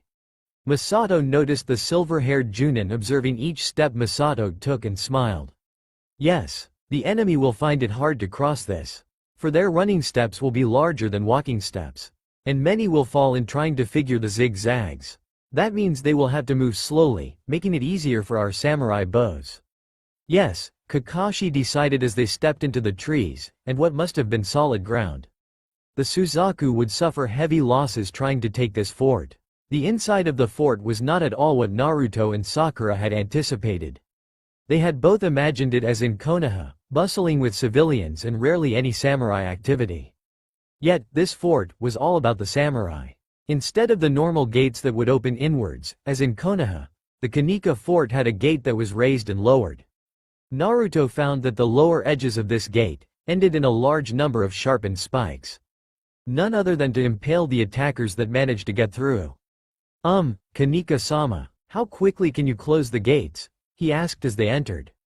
Kanika smiled and waited till everyone was in before giving out a bellowing command. One of the guards, a peasant soldier, by his dressing, let go of a rope and the gate rocketed down, slamming into the ground. All activity around the entering group ceased at the large boom that was heard, some of the younger and less experienced soldiers reaching for their swords. Sakura meanwhile was amazed at the number of people that had gathered at such a small fort. It wasn't until she had entered that she realized that it only looked small, but was also built into the side of the nearby mountain. Sakura frowned. They had survived only because they had not come across any conquering shinobi army. Any shinobi with an affinity for the earth element could easily breach these walls by tunneling through the mountain. But still, the number of people stunned her. In front of her eyes, in this large courtyard, must have been at least 200 to 300 peasants, all training and practicing under the watchful guidance of a few samurai elders. One of the samurai spoke as he passed her. "Those are not real samurai, child. They are just in training. Giving them what knowledge we can give in the short time we are given to overthrow the Suzaku." It made sense. The Suzaku, being the current government, had the country's armies to call upon, and these rebels had only themselves to put on the line for what they fought for. And it was for that only that they needed all the help they could get. The fort was rectangular in shape, just a small portion of it sticking out of the mountain. The portion being the gate, the two corner turrets, and the small soccer field-sized courtyard. The rest, as the two genin found out as they went deeper in, was hidden inside the mountain. Though they found numerous, large buildings cut into the wall, along with rooms and other compartment, both of them noticed that there were no women, no children, no elderly among the inhabitants of the fort. It was as if this fort was only meant for men who would go to war. A few turns through the maze-like tunnels of the fort, the three arrived in a spacious and well-lit cave along with two futons. This, I believe, is for Kakashi-san and Uzumaki-san. The room next door will be Haruno-san's. I'm sorry, but she is the first female to ever be housed in this fort, and some things we will need for her to point out to us so that we can correct it. I'm sure not all of us know a young girl's needs," said Misato as he bowed. "Misato-san," spoke Kakashi, referring to Misato with his given name rather than his family name, since Kanika-sama would now refer to his father.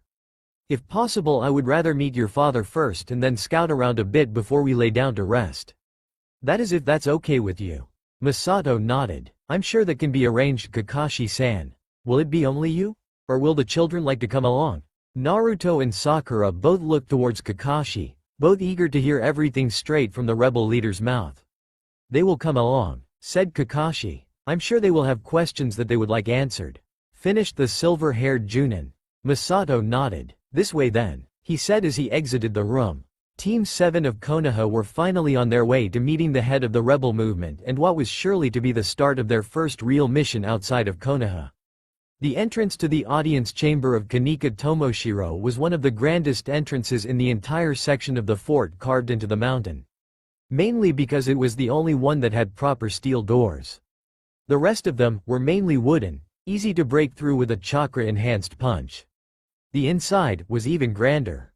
Here, the floor was not earth, but rather, paved marble. It was laid, Kakashi knew, though where they had gotten the marble was a mystery. He had not seen marble since leaving Konoha. Parts of the cave walls were covered with red banners, all incorporating the simple Kanika clan symbol of a crossed katana and sheath. There was a simple red carpet, again adorned with the Kanika clan symbol that stretched from the entrance, all the way to the throne the samurai leader sat on. The throne was not so much a throne that Kakashi would call it one. It was more like a seat that the cages sit on. Yet, anything a leader and the future daimyo of a country would sit on deserved to be called a throne. "Welcome to my humble hideout," said Tomoshiro as he stood up and greeted the Konoha nin. Kanika Tomoshiro was not by any means a small man. Instead, he was lean and muscular, not heavy-set, but more built for speed and flexibility. The perfect mix for a kenjutsu user, noted Kakashi.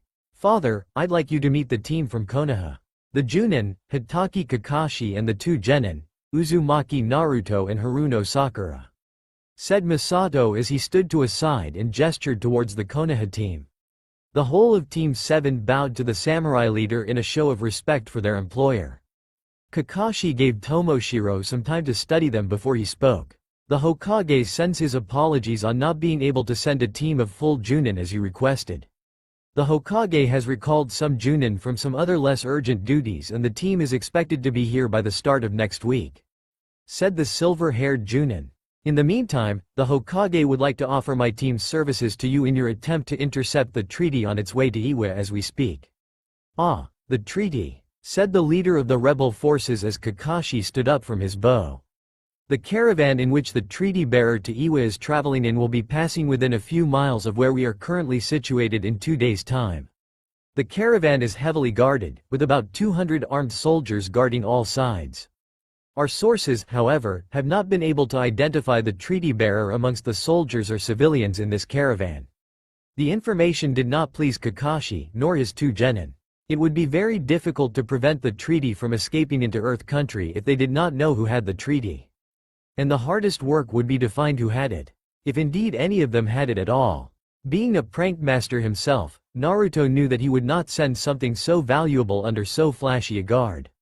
The Uzumaki Naruto of the past would have blurted out that fact, but the boy he was now knew that Kakashi would have thought the same thing, and held the statement to himself, knowing that there must be a reason behind it. How are we going to stop it from going across the border if there are so many soldiers? Asked Naruto. Tomoshiro smiled. We'll help you, of course. Everyone in this very fort is currently preparing for the assault to take place the day after tomorrow. It is during this assault that I expect the 3 of you to use the fighting as a distraction to kill and burn the treaty headed towards Iwa. But Kanika-sama, how would we do that if we do not know who has the treaty? Asked Sakura. It was Misato who spoke this time. If it was so easy for you to take on the raiding party that wanted to disrupt our meeting, then it should be easy for you to take on the whole caravan with our help. The only reason we found it so easy was because they were unprepared for our entrance. Said Naruto, calmly stating the facts.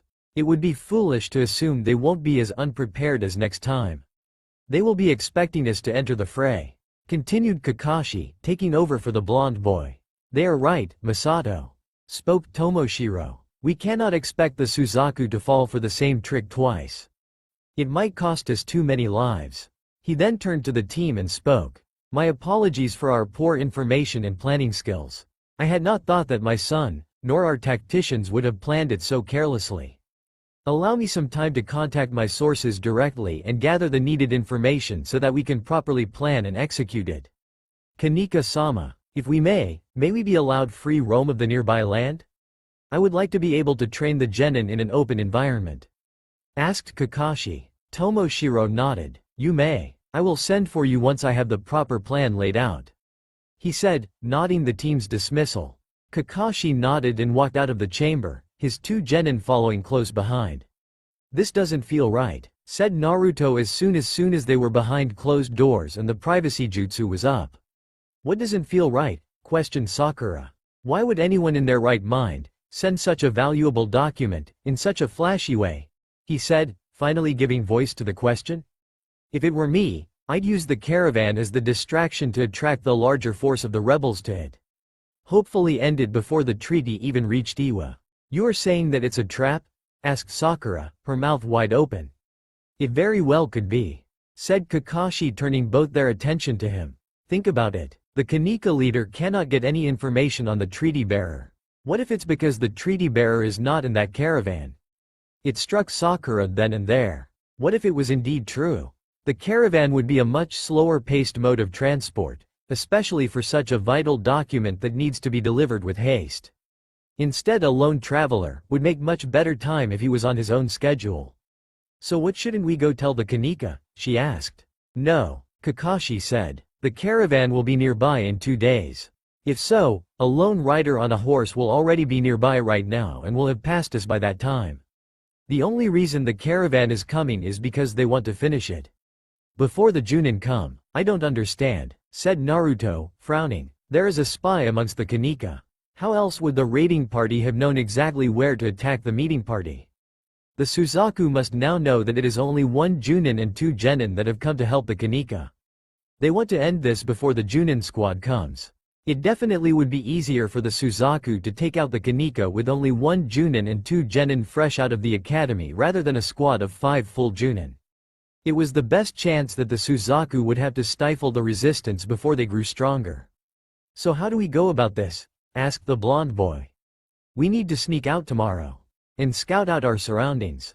There is no way anyone can get to the Iwa border without coming within a few miles of here. As for now, get your rest. We will need it for what we need to do tomorrow. Sakura had trouble sleeping that night. She could not get out of her head how Naruto had reacted to his amount of kills. And the knowledge that they weren't his first worried her even more. Who had been there to help him through that first kill? Who had he talked to? How had he gotten through it? Had he gotten through it at all? And this was further confounded with the fact that they would need to do more killing in the upcoming days. With the assault on the caravan and also their plan on intercepting the treaty barrier coming up, there was no way either of them were going to come away without killing. In these thoughts, not even once did she think about her own first kill that had happened earlier that day. The next day began early and abruptly for both Genin as Kakashi woke them up from their sleep at 4 a.m. in the morning. "What?" was the first word that Naruto managed to mumble out as he was roused. The blond boy opened his eyes to see the form of Kakashi wrapping his kunai and shuriken holster to his legs. "Wake up, we are going scouting," said the Junin as he stood up from the chair. "Sakura is already in the toilet." "Scouting?" asked Naruto, still dazed. "Yeah, we're going to go around the nearby villages. See if we can find anything and anyone suspicious," said the silver-haired Junin. "How do we know who is suspicious and who is not?" asked Sakura as she came out of the bathroom fully dressed and drying her hair with a towel. Naruto groggily stood up and collected his clothes before he went into the same bathroom Sakura had just come from. He could still hear Kakashi and Sakura talk as he quickly dressed. "We'll know when we start searching for him," said Kakashi. Naruto came out of the toilet, gloves on, everything set. Kakashi-sensei? How many villages do you think would be around here?" he asked. It was then that Sakura started to worry about how much of their time they would have to spend trying to find this treaty bearer. Naruto had recently started believing it was better to be prepared for any situation, yet nothing could have prepared him for the situation they were currently in. "Well, at least we can consider this training," said Sakura as she tried to lighten up the mood. It had appeared that the solid path of ground had shifted since they had entered the village. Either that or there were more similar trees in the small oasis that hid the entrance to the fort. Now, the three Konoha nin were in a circle with a radius of 3 feet, surrounded on all sides by quicksand. It had been a mystery how they had gotten into that position in the first place. Kakashi thought about it for a second before he heard Naruto yelp and quickly turned around to see the boy flail around as one of his feet sank into the quicksand. It took both Kakashi and Sakura to pull him out of it for the second time that day. "Naruto, it's quicksand, you can't just walk on it," scolded Sakura as she looked down at the heaving boy. Naruto was about to string together a number of apologies when Kakashi spoke. "Naruto, how did you get that far in?" he asked. Naruto looked up at him and Sakura scoffed. "He didn't get that far, Kakashi-sensei," said the girl. "No, he didn't, but he managed one step. It was during his second step that his first foot sank," said the Junin. True. Both of Naruto's legs had been in quicksand when they had pulled him out. If it had been only one leg, he could and should have been able to do that himself.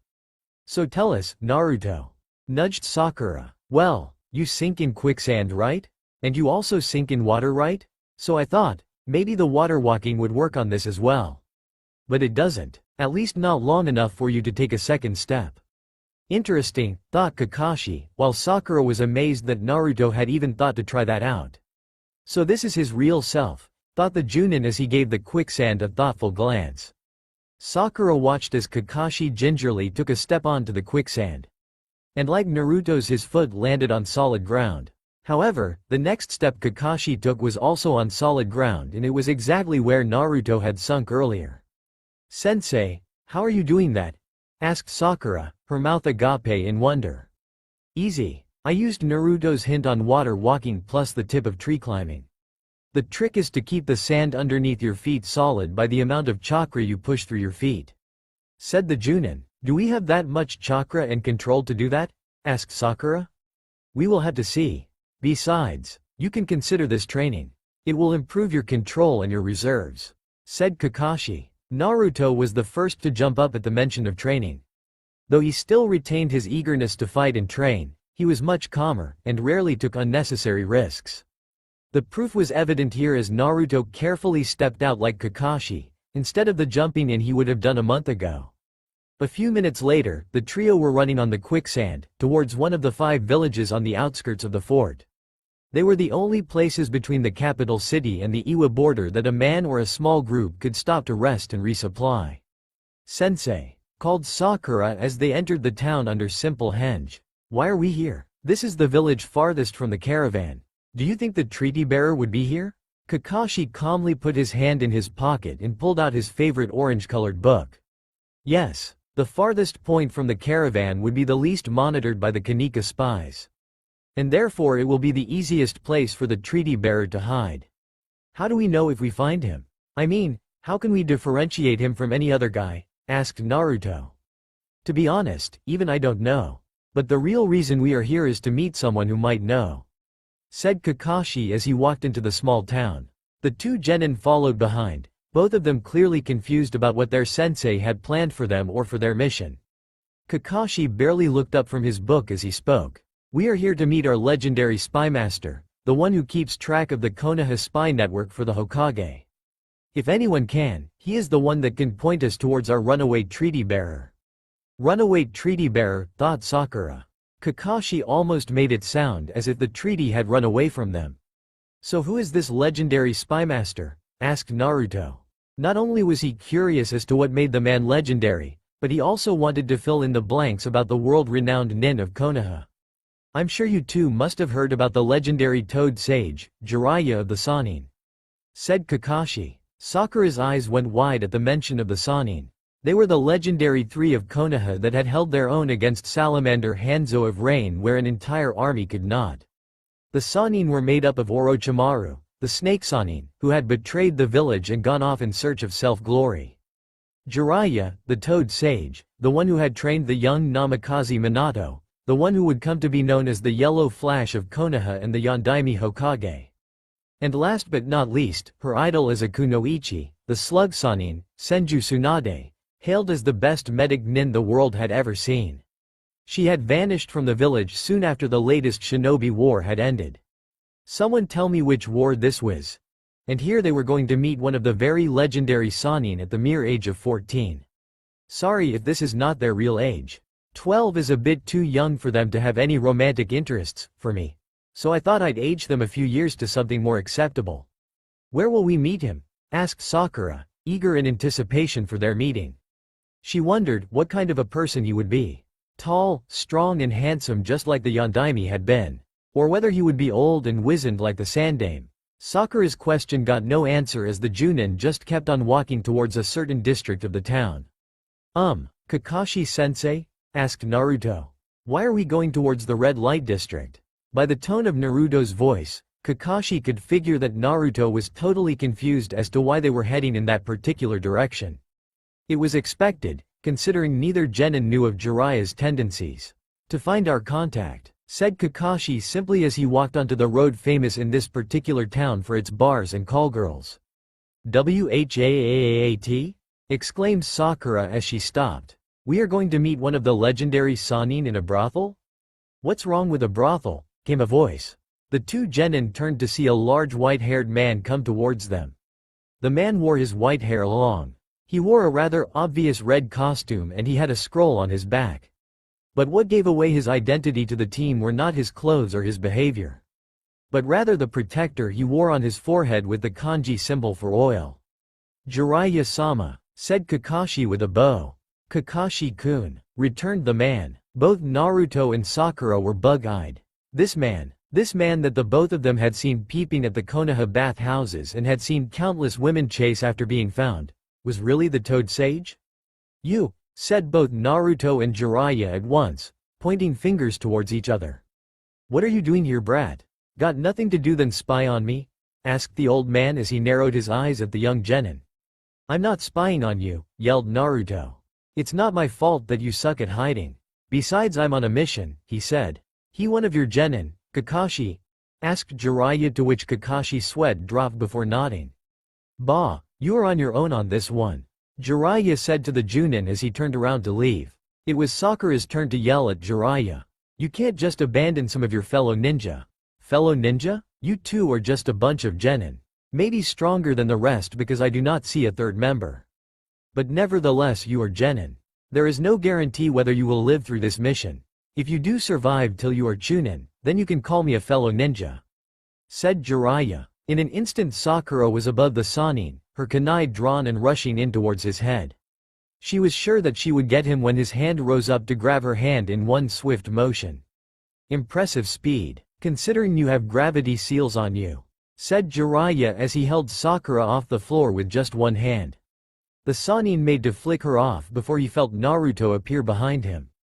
Jiraiya disappeared, dropping Sakura with an unceremonious thump, the moment Naruto released the shuriken he had unsealed from his glove. The shuriken barely missed the falling girl, Sakura desperately trying to turn away from the incoming projectiles.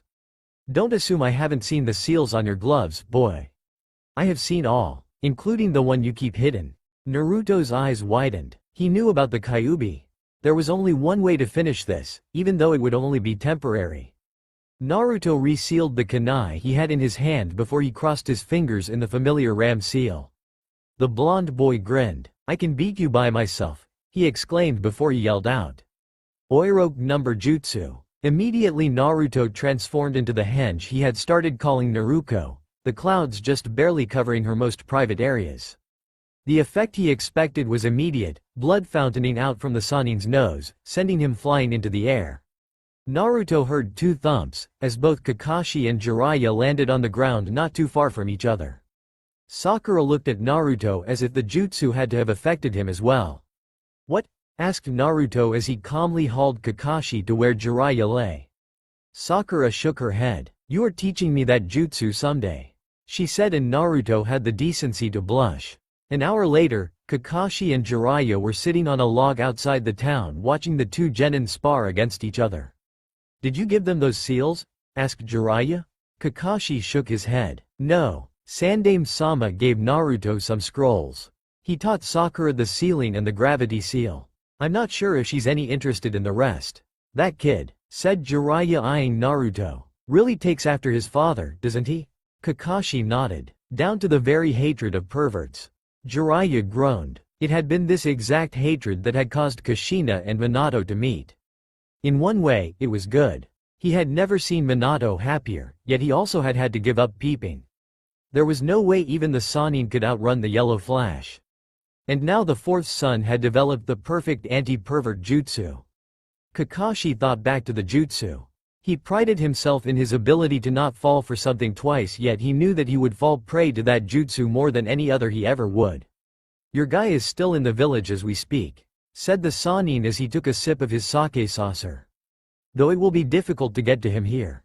The Junin looked at the Sannin. This is a mainly Suzaku town, their supporters outnumbering the Kanika supporters. You will not find him alone to take him down. And we cannot afford any civilian casualties, especially at the hands of Konoha Nin. What do you suggest we do? Asked Kakashi. The bearer is readying himself for tomorrow's attack. It is at that timing that he will make a break for it, while all Kanika-I are rooted onto the battle. It is at this time that he is also weakest.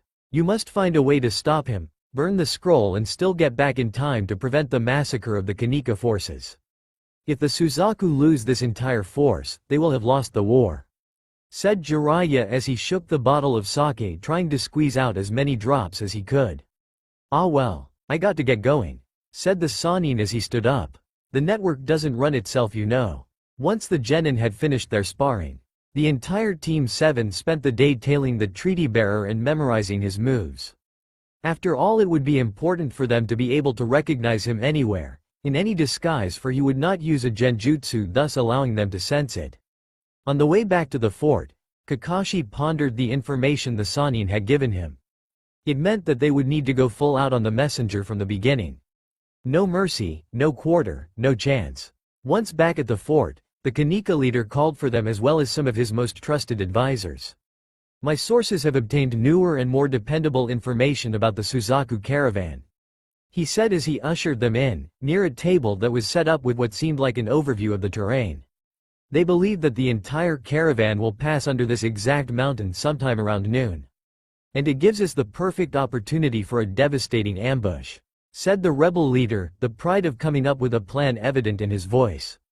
We will position half of our troops on this ridge here, said Tomoshiro, pointing to a line somewhat high up on the mountain. The rest of the men will be positioned in the woods here. Kakashi wasn't surprised to see the woods situated there. It was the perfect spot to ambush an ambush. When they reach this bottleneck, our men will charge down the slope, with our weapons drawn. With the sun in their eyes, they will not see our troops until we are on top of them. The confusion of the sudden attack will surely cause major losses among the Suzaku. And once they are fully focused on us, our troops from the forest will smash into their rear, breaking them once and for all. The short speech and the pump of the fist into the air raised a small cheer from those who had gathered around. Kakashi had to give it to the man that he knew how to raise the morale of his army. To give them high hopes of success, to instill that determination to achieve victory in a battle, was no less a feat than winning one itself. It was a good plan, one that would work devastatingly well had the Suzaku not known of the plan beforehand. Kakashi was sure that by the end of the day, the trap would be set. Team 7 hung back after the troop leaders had left. There still was the matter of the treaty bearer to be discussed. Tomoshiro closed the large steel doors behind them as the last one of his officers filed out. Once they were alone, Tomoshiro took out a book and turned to a page before handing it to Kakashi. Kurame Kyoko, missing Nin from the village of Grass. Skills unknown. We believe her to be the one bearing the treaty. We assume that she will flee once the forest troops smash their lines, trusting her chakra-enhanced speed to deliver her out of harm's way. Trust me, she will make for Iwa. They have promised her that they would take her in once she has delivered the treaty to them. Follow her when she does flee and 3-on-1 will surely gain you success. Kanika-sama, spoke Kakashi. When will we be departing for the mountain? I assume you would like us to join the first wave in. Do as much damage as we can. Tomoshiro smiled. You are a smart one, Hitaki-san, he said, nodding his head in approval. Yes, you are right. I would like the 3 of you in the first attack. Kill as many Suzaku as you possibly can before you go after her. Make the battle easier for us. Tomoshiro paused. The troops will be leaving at 8 tomorrow morning. I would like it if you could join us then. Kakashi nodded. If you will, Kanika-sama, my team and I would like to prepare and rest for tomorrow. Even as ninja are human and succumb to things like fatigue, he said with a long bow before he ushered the 2 genin out with himself. Neither of the trio spoke until they were back in their room and the privacy jutsu up. How do we get the treaty bearer, Kakashi-sensei? Asked Sakura as soon as they were seated. There is no way we can be at 2 places at once, is there? Actually there is, spoke Kakashi. How? Asked Sakura. The Kage Bunshin, pointed out Kakashi. The 2 genin's eyes widened. The Kage Bunshin, how could they have both forgotten that jutsu? Especially Naruto himself. It was his only jutsu so far. But that means I will have to stay with the army, said Naruto. If I'm not with the Kage Bunshin, I cannot replace them as soon as they are low on chakra. Naruto was right. If he was not with the army, then he could not keep forming Kage Bunshin to take their place. And if he could not do that, the Suzaku spy would know that the team was missing.